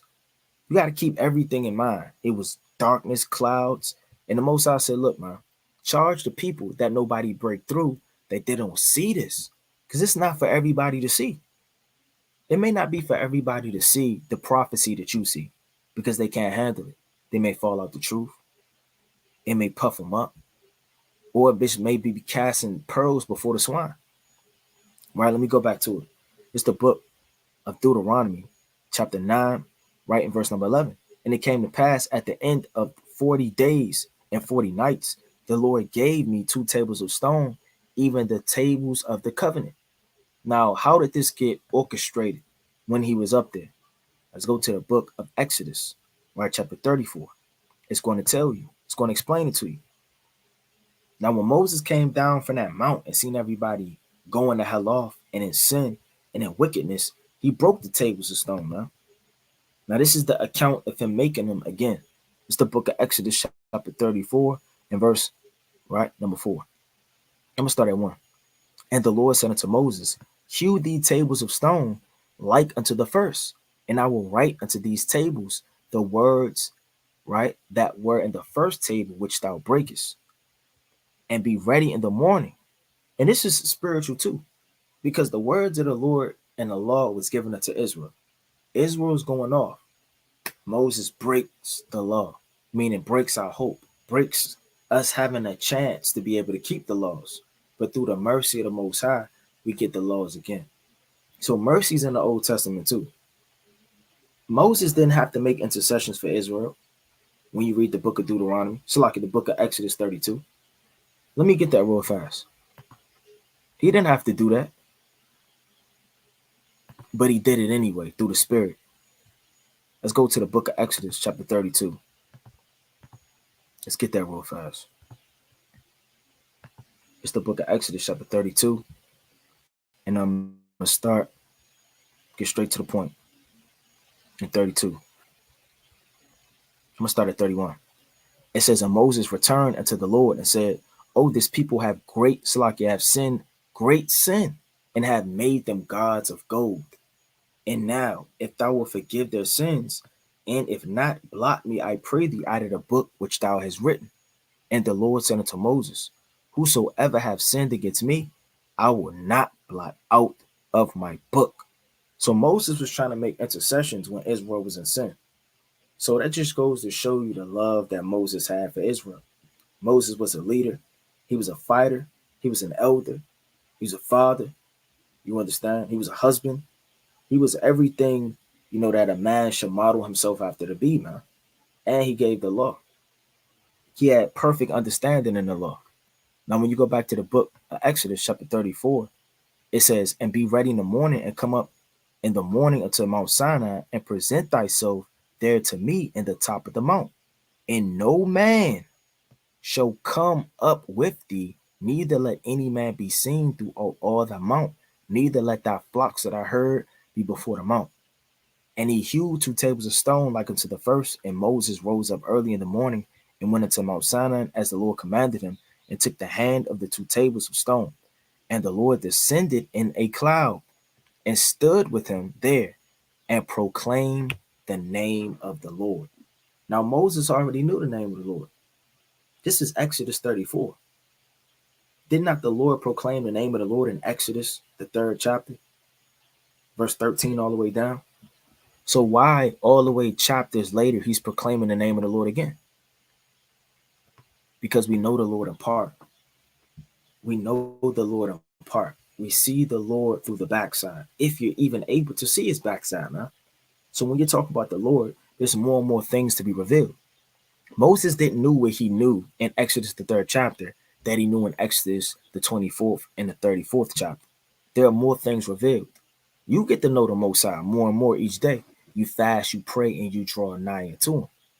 If you draw nigh unto him, he'll do what? He'll draw nigh unto thee.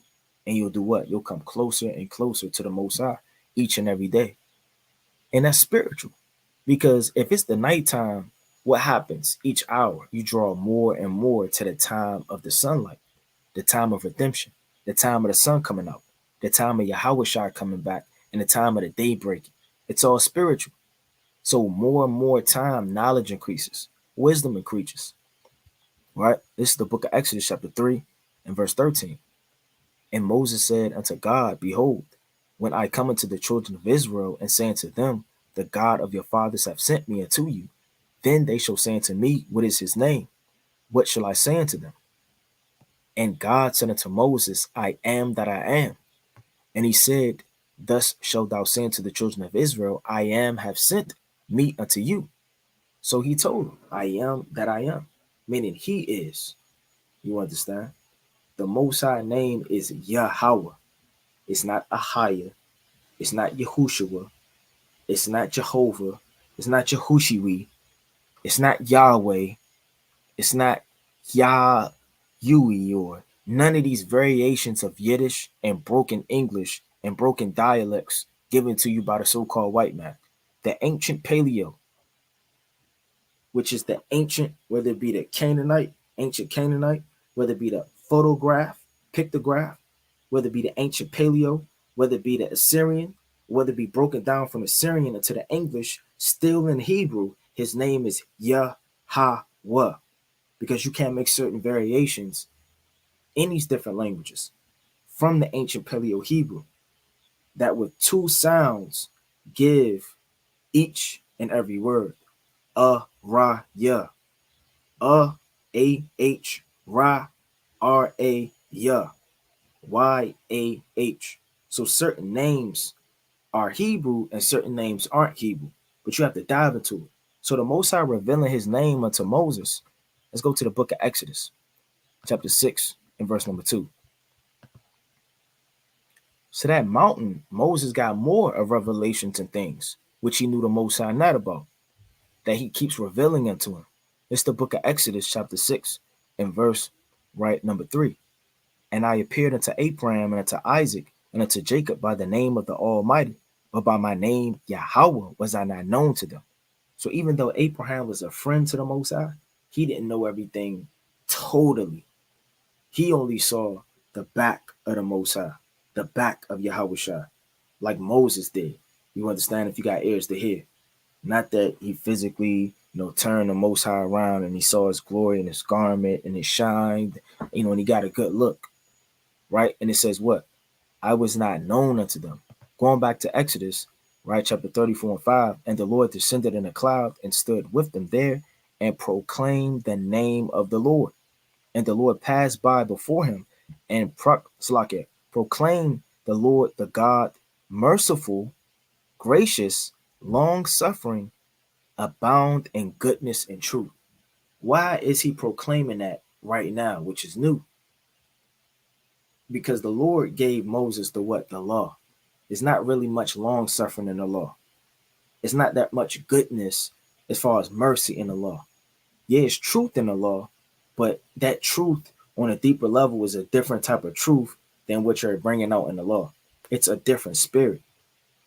Certain things like the fruits of the spirit, Purim, Feast of Dedications. It's like certain laws came in different time. So when the Most High is coming, proclaiming the name of the Lord, not only is he giving the law to Moses, but Moses knew about long suffering.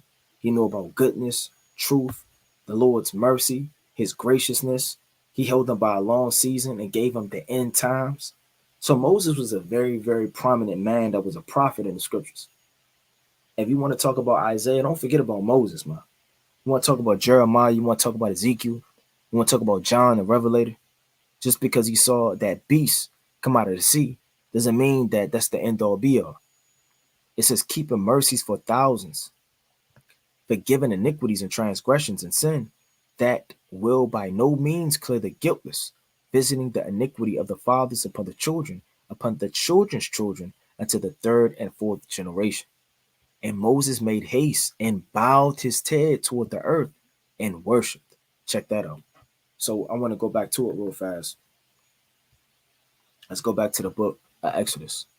It's Exodus chapter 19 and verse number 22.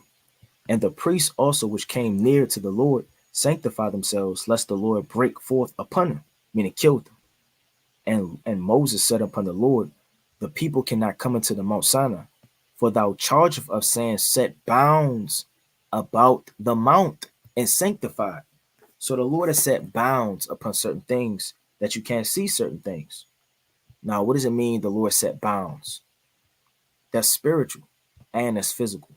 Let's go to the book of Job, chapter 38.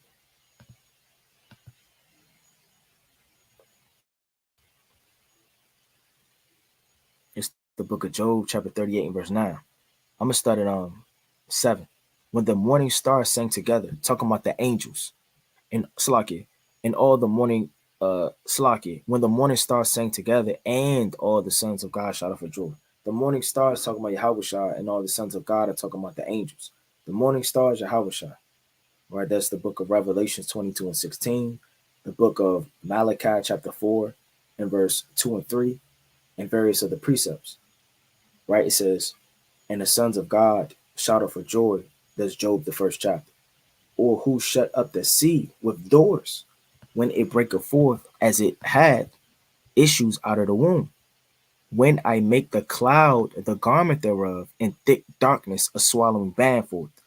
So the Lord said he made the cloud a garment, meaning what? You got the third heaven, you got the firmament, and then you have the earth.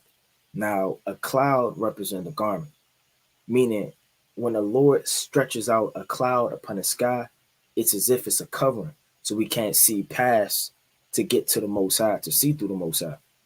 It's a cloud, meaning it's a garment, it's a covering. A swallowing band is what you would like cover an infant with, like when a baby was wrapped in a swallowing band. like a bunch of covers. So the Lord will wrap up and seal something that you can't go past it. It says, and break up for my decree place, and set bars for doors, and said, hither thou shalt come, but no further, and here thou proud waves be stayed. Now that's on one fold talking about on earth, but it's talking about the second heaven, the firmaments, because the bars and the doors are set throughout the glass that it can't issue through. So when the Lord opened up the windows of heaven when it rained during the time of Noah, all of that rain came out.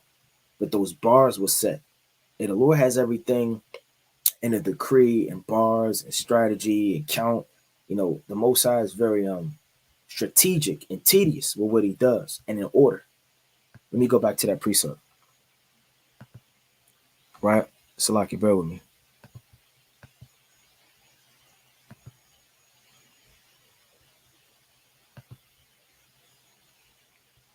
It's the book of Exodus, chapter 19, and verse, I'm going to read 23 again. And Moses said unto the Lord, the people cannot come up to the Mount Sinai, but thou chargest us, saying, set bounds about the mount and sanctify it. So they set bounds and sanctify the people through the priests that nobody could come up, nor man nor beast, because they would get killed. The Lord would kill them.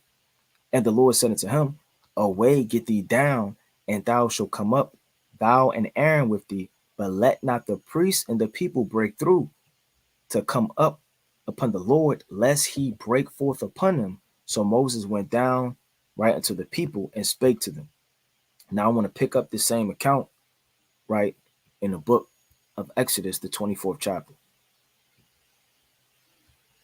It's Exodus chapter 24.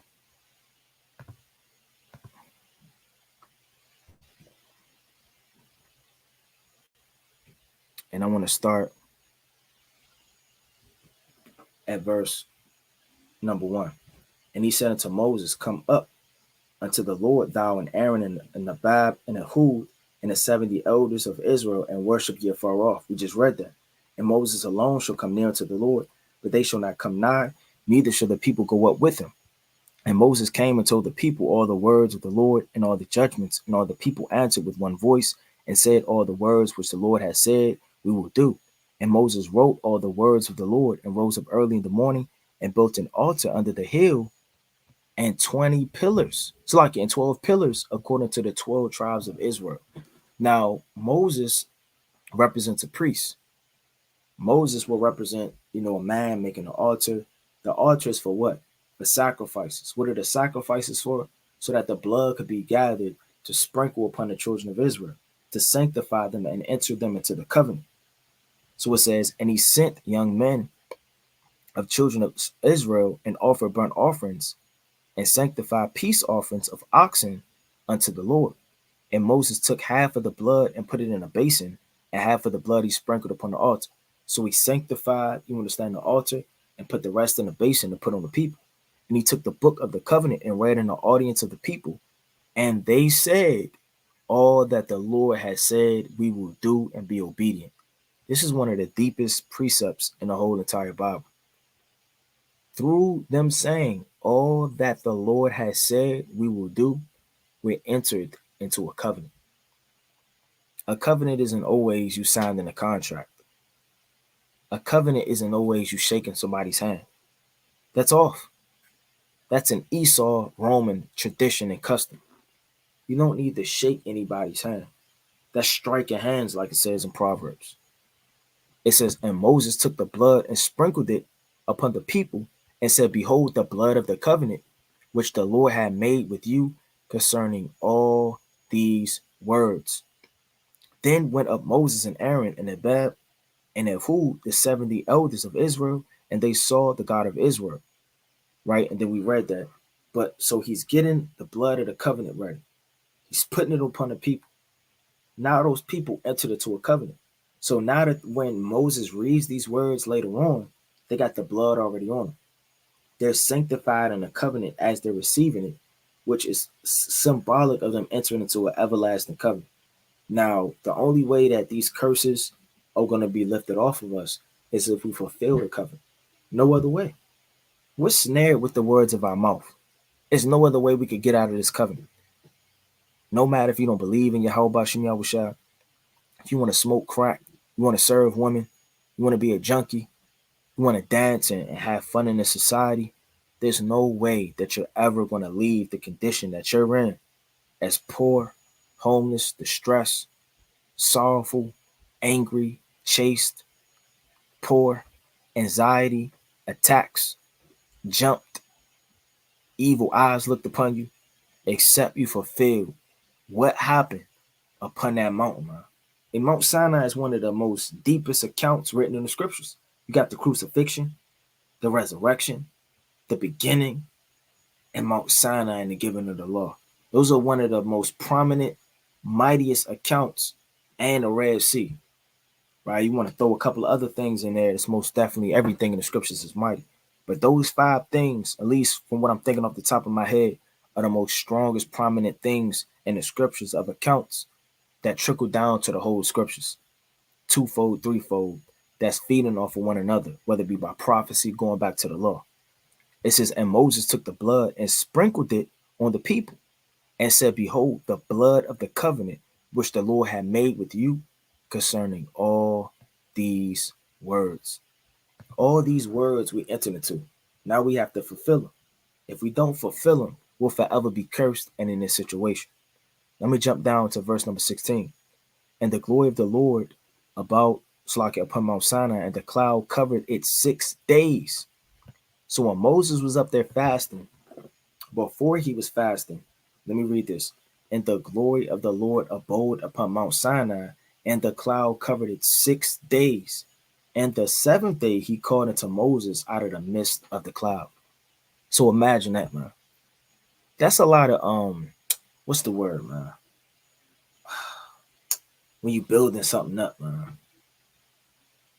I can't think of the word off the top of my head. When you building something up, Lord willing to come to me. But this is a lot of you building this account up, man. It's 6 days. 6 days is darkness, cloud, thickness, smoke, and then the seventh day he called Moses out of it, man. It's like the Lord just pulling up out in your backyard.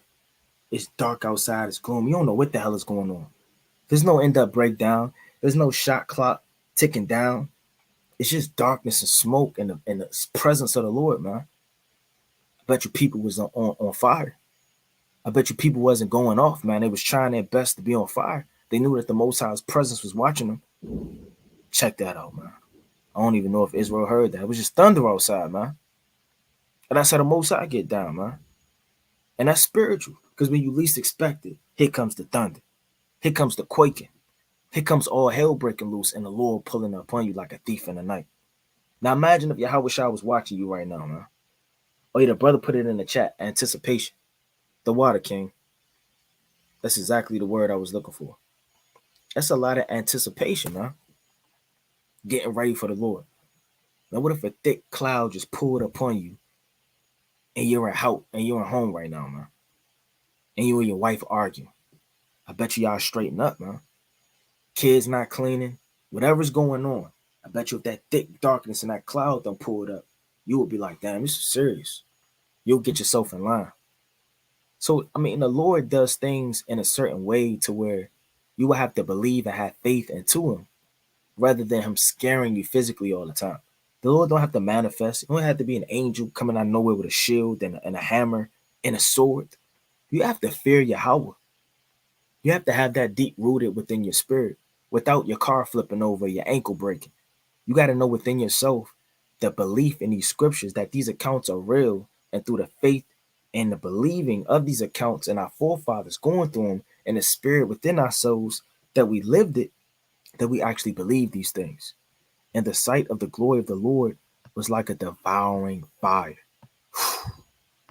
Well, I'm going to read that again. It says, and the sight of the glory of the Lord was like a devouring fire. Let me type that in.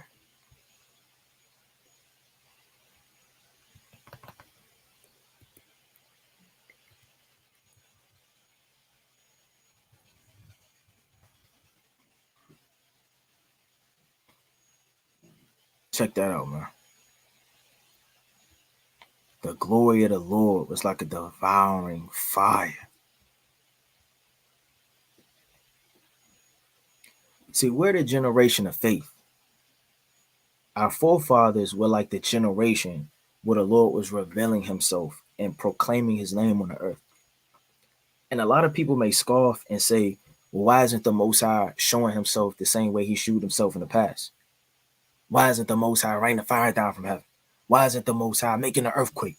Why isn't the Most High opening up the earth? I don't believe in the Lord. That's old news. That already happened. Well, little do you know, the only reason why the Lord did that to begin with is to proclaim his name throughout the earth.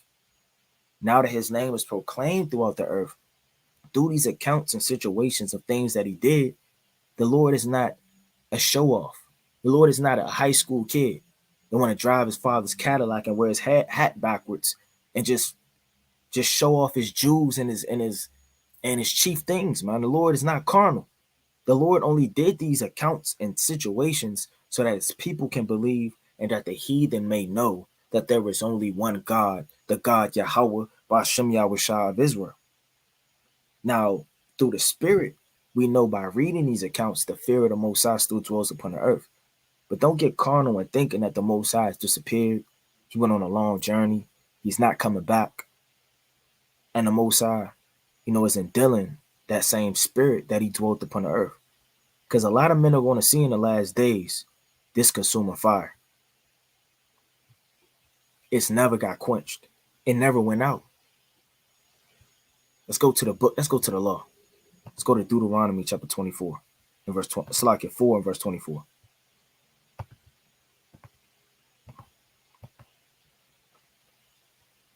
It's the book of Deuteronomy chapter 4 and verse 24. It says, for the Lord thy God is a consuming fire, even a jealous God. So the Lord's a consuming fire. He's always burning. The Lord never goes out, man. Let's go to Deuteronomy chapter 5 and verse 22.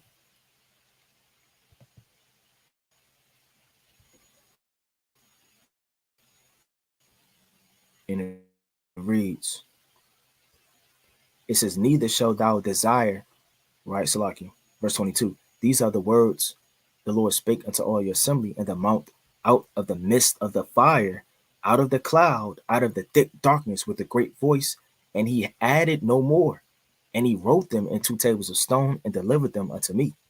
And it came to pass, when ye heard the voice out of the midst of the darkness, for the mountain did burn with fire, that ye came near unto me, even all the heads of your tribes and your elders. And ye said, behold, the Lord our God hath shewed us his glory and his greatness. So that was only done so that we can fear and believe. Because if the Lord never did these things, we're a simple people. We have to be shown something now. You tell your child to sit down 7 times. They don't know sit down until you pop them, until you smack them, until you whoop them, until you beat them. That's the only way they're going to understand, man. You like, sit down. Running all around. Sit down. Sit down. Oh, sit down. Then they just sit down, man, like a trance. Right? Do your homework. Do your homework. Do your homework. Then they picking up a pen out of nowhere. They took it from between their ear. It was tucked in. They took it from between their ear. Now they writing down. They writing down. Put your fringes on. You're late for school. Put your fringes on. Put your fringes on. Out of nowhere, they was tucked in. They came out, man. So we're a type of people where the Lord got to jack us up. Got to pull up on us, man. Got to show us his glory so that we could believe we're carnal. It says, and we have heard his voice out of the midst of the fire. We have heard, it's like if we have heard, seen this day that God doeth talk with man, and he liveth. Now, therefore, why should we die? For this great fire will consume us. If we have heard the voice of the Lord our God anymore, we shall die. It says, for who is there of all flesh that have heard the voice of the living God speaketh out of the midst of the fire, as we have and liveth? So the Lord is like likened to speaking out of fire. Now, let's think about that on a spiritual level. How does the Lord speak out to man out of fire? Our spirits are consuming fire. And out of our spirit, the comforter comes within us and breaks things down to us and speaks through us. Doesn't it say that in the book of 2 Samuel? Let me get that real fast. I gotta knock the dust off this precept. I believe it's 2 Samuel 23 and 2. Come. It says, the Spirit of the Lord spake by me, and his word was in my tongue. So if the Spirit of the Lord is speaking through you, the Lord's coming out of the fire all of the time.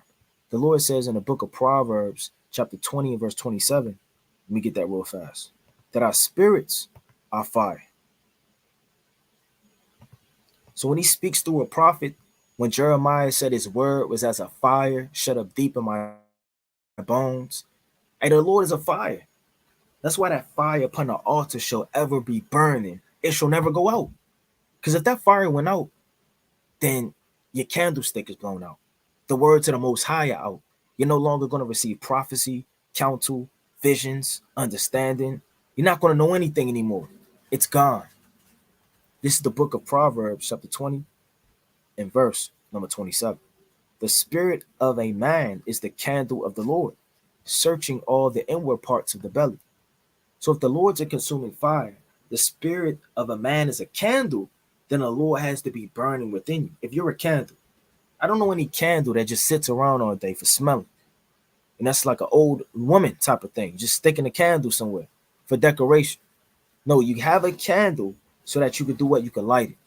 That it could preserve you through the night. So that it could literally help you to be able to see what's going on through the spirit. Now let me go back to it. It's the book of Deuteronomy, chapter 9. Salakia, chapter 24 and verse 17 again.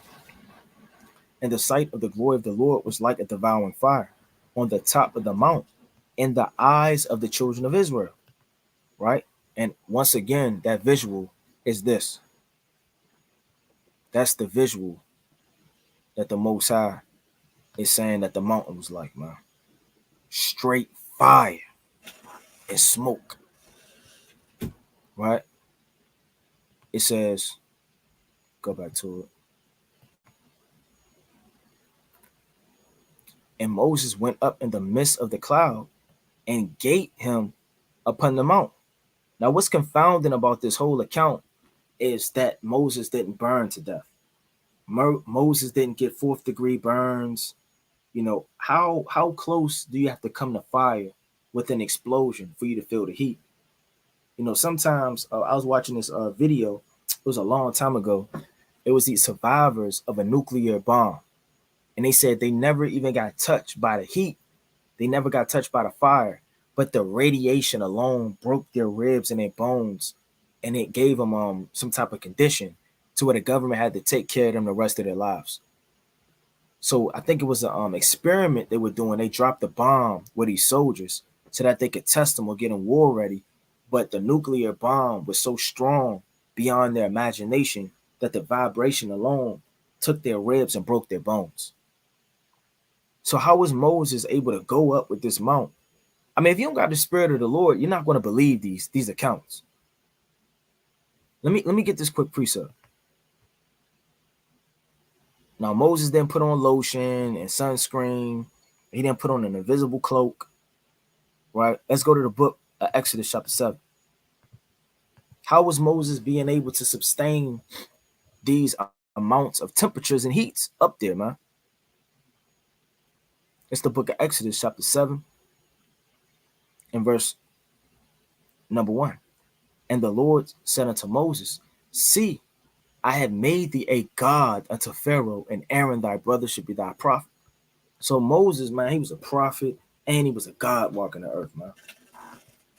It says, and Moses went up into the midst of the cloud and got him unto the mount. And Moses was in the mount 40 days and 40 nights, man. That's a long time to be around darkness, smoke, the innumerable multitude of angels. And we don't know what was going on up there, man. We don't know what all those angels was actually doing. All we do know, let's go to the book of Acts. It tells you somewhat in part. Let's go to Acts, right? Chapter 7.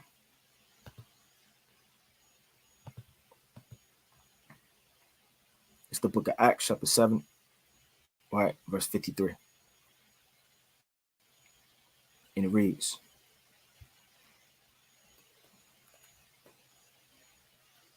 it says, who have received the law by the dispensation of angels and have not kept it.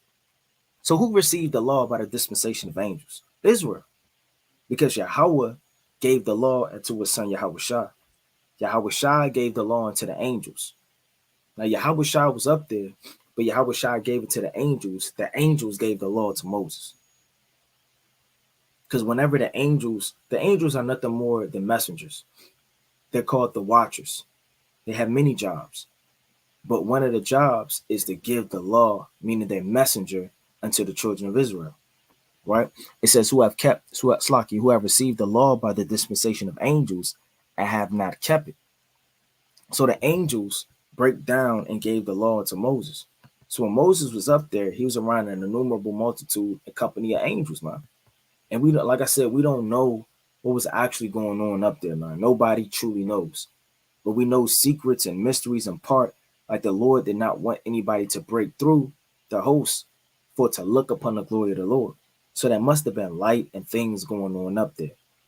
Moses wasn't just up there in the dark with a bunch of angels and the chariots you couldn't see because it was so much smoke. No, I'm led to believe. Let me get that picture again of the angels.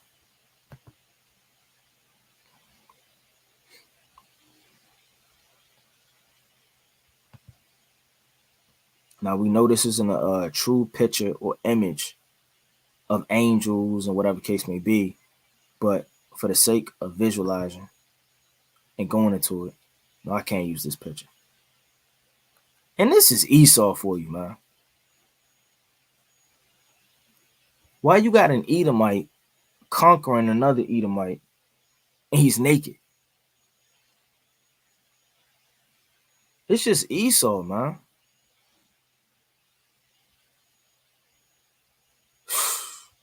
Kicking him in his groin, man. It's this Greek stuff. Right? Let me get a picture. This is madness.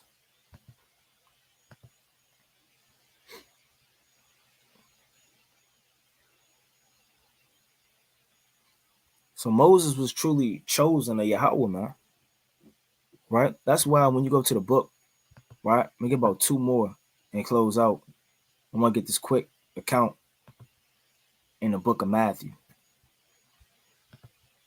That's why Peter put Yahweh damn near on the same level as Moses. It's the book of Matthew, chapter 17 and verse 1. Because when Moses was on the scene, Moses was like the end all be all for everybody.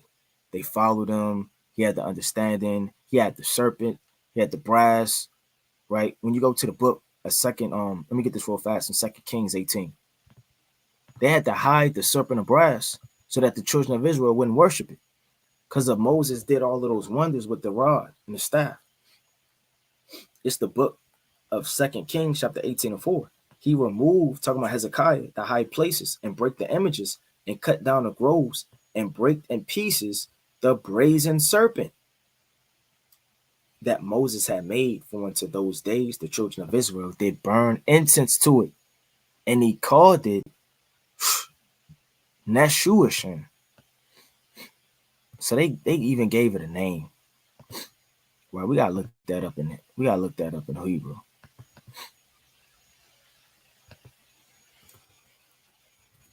We gotta go into this.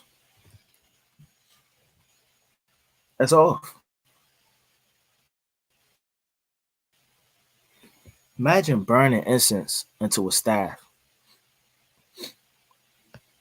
That's the same spirit of Harry Potter, man. Just taking a stick and waving it, and everybody chasing after the stick.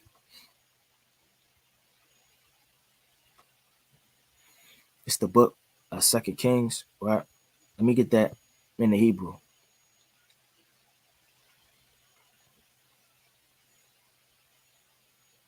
It means thing of brass, name which the brazen serpent made by Moses in the wilderness was worshipped in the time of King Hezekiah of Judah before he destroyed it. And that was a bold thing to do. I mean, Moses' staff, you would think that's an artifact. It's something that should be laid up. whatever the case may be. Hey, anything that's idolatry, you got to break that thing, man. No respect to persons. I don't care if it was Ezekiel's damn shoe that got left behind. That's the artifacts. Ezekiel's shoe, then they put it in glass, then they put it on a museum. Then everybody's coming from miles and miles away. The children of Israel are taking pictures like this to Ezekiel's shoe. That's off. Hey, Hezekiah was a righteous king. He said, we got to get this thing out of here, man. No idol worshiping. We don't care who you are and what was going on. That's how strong Moses was in the sight of the children of Israel. That they were worshiping his staff, worshiping his presence. And even Peter, like I said, wanted to make 3 tabernacles, one for Moses, one for Yahushua, and one for Elijah. It says, and after 6 days, Yahushua taketh Peter, James, and John, and his brother, and bringeth them into a high mountain apart. And it's a spirit on a mountain. Because whenever something is done, it's done in secret upon a mountain. You got Mount Sinai. You got Yahushua going up to be tempted by Satan upon a mountain. You got secrets and in-depth mysteries of transfiguration done upon a mountain in secret with James and Peter. And the Mount Salaki, the Lord is coming in a chariot, which is likened unto a mountain in 2nd Esdras, the 13th chapter. So a mountain has like a spiritual secretness about it. Right? They even said in the book of 2nd Kings how, let me get this real fast too. Right, I got to pull up this account. I wanted to get it real fast through the spirit. Just want to have to bear with me.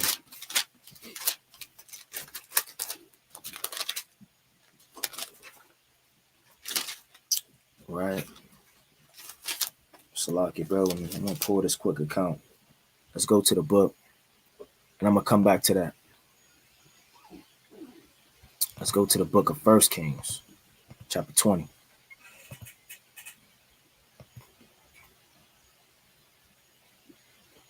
It's the book of 1 Kings, chapter 20, in verse. I'm going to start at 28. Right? It says, and there came a man of God and spake unto the king of Israel and said, thus saith the Lord, because the Assyrians have said, the Lord is the God of the hills, but he is not the God of the valleys. Because we used to win wars in the hills because Israel is founded upon mountains.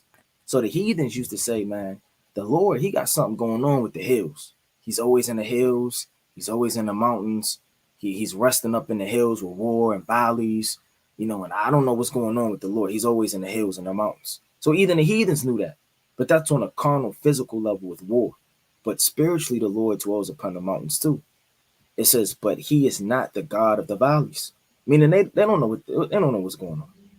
They will I deliver all great multitude in thy hand, and ye shall know that I am the Lord. Right? Let me go back to it. It says, verse 2, and he was transfigured before them, and his face did shine as the sun, and his raiment was white as light. So it said that what? His raiment was white as light. So like, bear with me.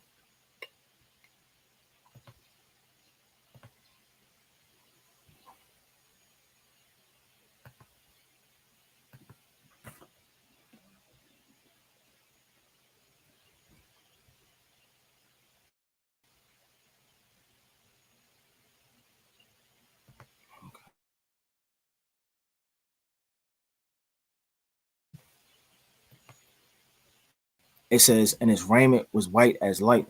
Now, bear with me real fast. I want to get this quick precept.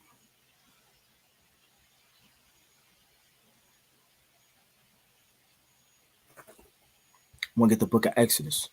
Now, it said that Yahushua face shine. Now, when your face shine, that's symbolic of wisdom, knowledge, and understanding shining upon you. When you go to the book of Exodus, chapter 34, I want to get this quick precept, and I'm going to start at verse 29. It's Exodus chapter 34 and verse 29. Because what happened when Moses got up off that mountain? After the fire, the wind, the all of the drought, all hell was breaking loose. The volcano damn near, all hell was breaking loose. The fire. What happened when he got down off that mountain? It's going to tell you. It's the book Exodus chapter 34 and verse 29.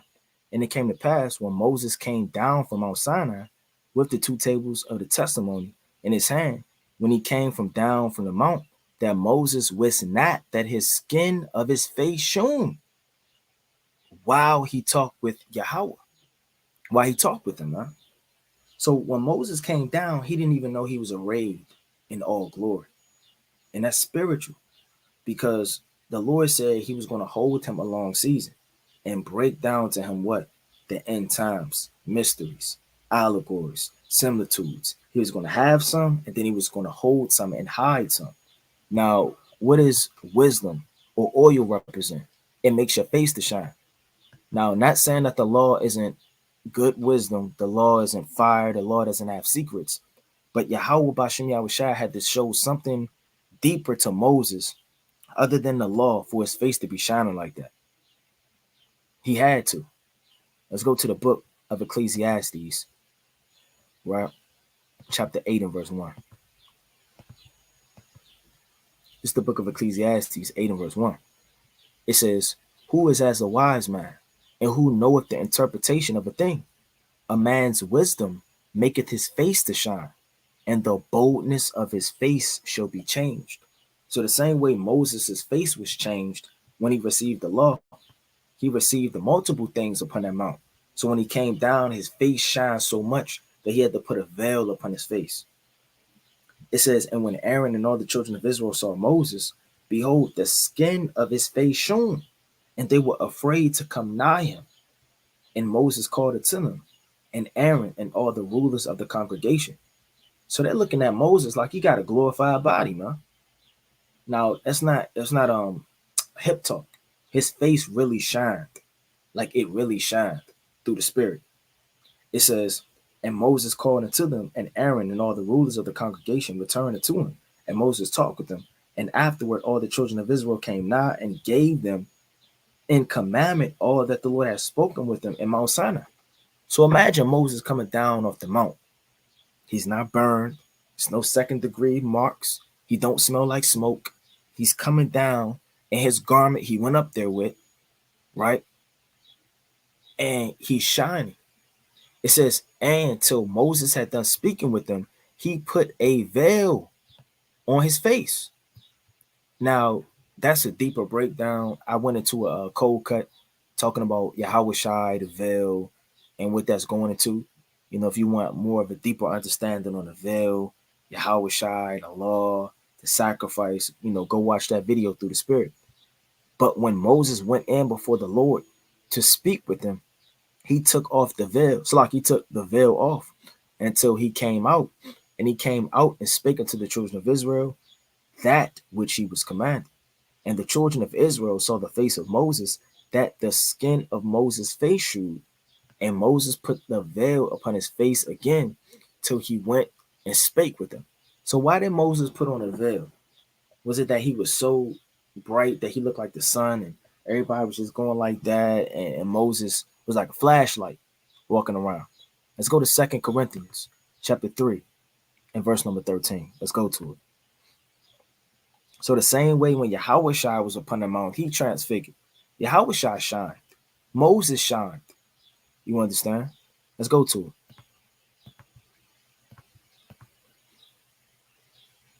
It's the book of 2 Corinthians chapter 3 and verse number 13. And it reads, it says, and not as Moses, which put a veil over his face, that the children of Israel cannot steadfastly look to the end of that which is abolished. So they only saw Moses, meaning part of the law and part. I mean, they couldn't see the whole law shine. He had a veil on, which is put, when you have a veil on something, you're taking away the light or the shining, or you're withholding part of it. Meaning the law was partly given to us for salvation and hope. That's what that's really going into.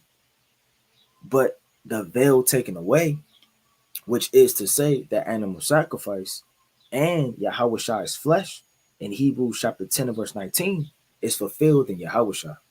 So if Moses was given a law when he came down off the mount, and when he came down off the mount, his face shined to the point where he had to put on a veil. So he had to cover up part of himself. Now, Moses represents the law. Let's get that in the book of Malachi, right? Real fast. Malachi 4 and 4. He is the law. right? Yahweh Shai is the law, but Moses represents the law when you hear Moses in certain contexts. It's not just talking about Moses with the staff. Certain contexts is talking about Moses. It's Malachi 4:4.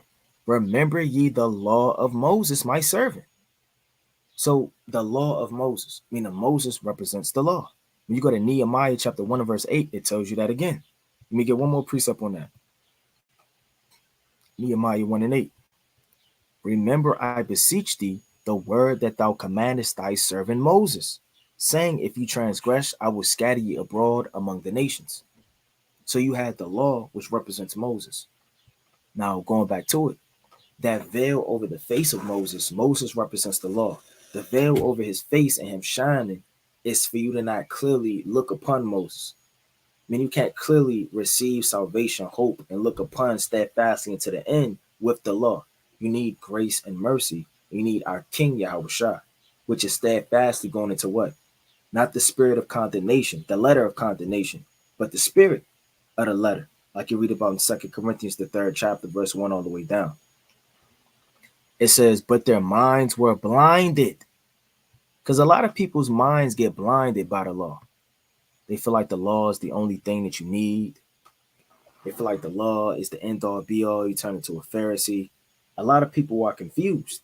It says, but their minds were blinded, for unto this day remaineth the same veil taken away in the reading of the Old Testament. Meaning you could take away Moses' veil, now that Yahweh Shai is here, because he's the true glory. He's the true light.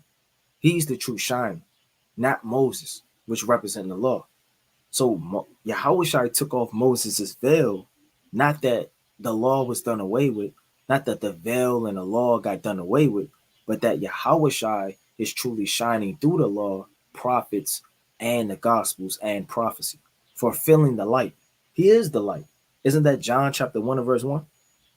It said the same veil taken away in the reading of the Old Testament. Which veil is done away in Yahweh Shai? So when his veil is done away, that's multiple fold. That's talking about animal sacrifice, but it's also talking about the law being fulfilled and you to fully look upon it. It says what? But even unto this day, when Moses is read, that lets you know Moses is the law. It says Moses is read. There's no book of Moses. When Moses is read, the veil is upon their heart. What does it mean that veil is upon their heart? Meaning Moses and the law and the things is upon our heart, but we take away the veil for the light to shine when we receive and understand the law. Because a lot of people, they don't. So it's a miracle, a blessing, mercy, grace that we can even go into these scriptures. Nevertheless, when it shall turn to the Lord, the veil shall be taken away. Now the Lord is that spirit, and where the spirit of the Lord is, there is liberty, meaning there is hope. There's a new way. But we all, with open face, beholding as in a glass the glory of the Lord. I should have pulled this precept when the Lord showed part of his backside, because it says, but we all with open face, beholding as a glass the glory of the Lord. Meaning we only can see the Lord in a dark, foggy glass. Into the same image, from the glory to glory, even by the Spirit of the Lord. So the Spirit of Yahweh Shem Yahushua shows us and reveals us things in part. So the law is very deep. You want to jump into the accounts, you want to go into the carnal aspects of the law, the ordinances, and you want to link them up to spiritual things that Yahweh Shah fulfills as a high priest and us being priests. So you want to dive into this thing and make full proof of the ministry. Right, I'm going to close out with this precept. Let's go to the book of Revelations, the 3rd chapter. It's the book of Revelation, chapter 3, and verse, I'm going to start at 2. It says, be watchful and strengthen the things which remain. So you have to be watchful on the things that's going on. Prophecy, breakdowns, right? You have to go into all of these different things that the Most High is revealing in the last days.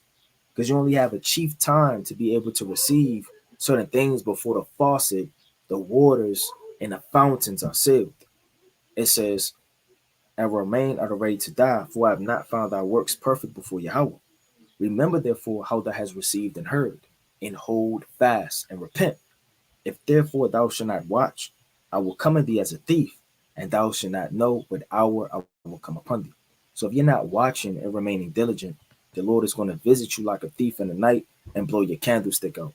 So continue to read, pray, fast, and repent, and do the works of the Lord. And with that, word willingness was edifying through the Spirit.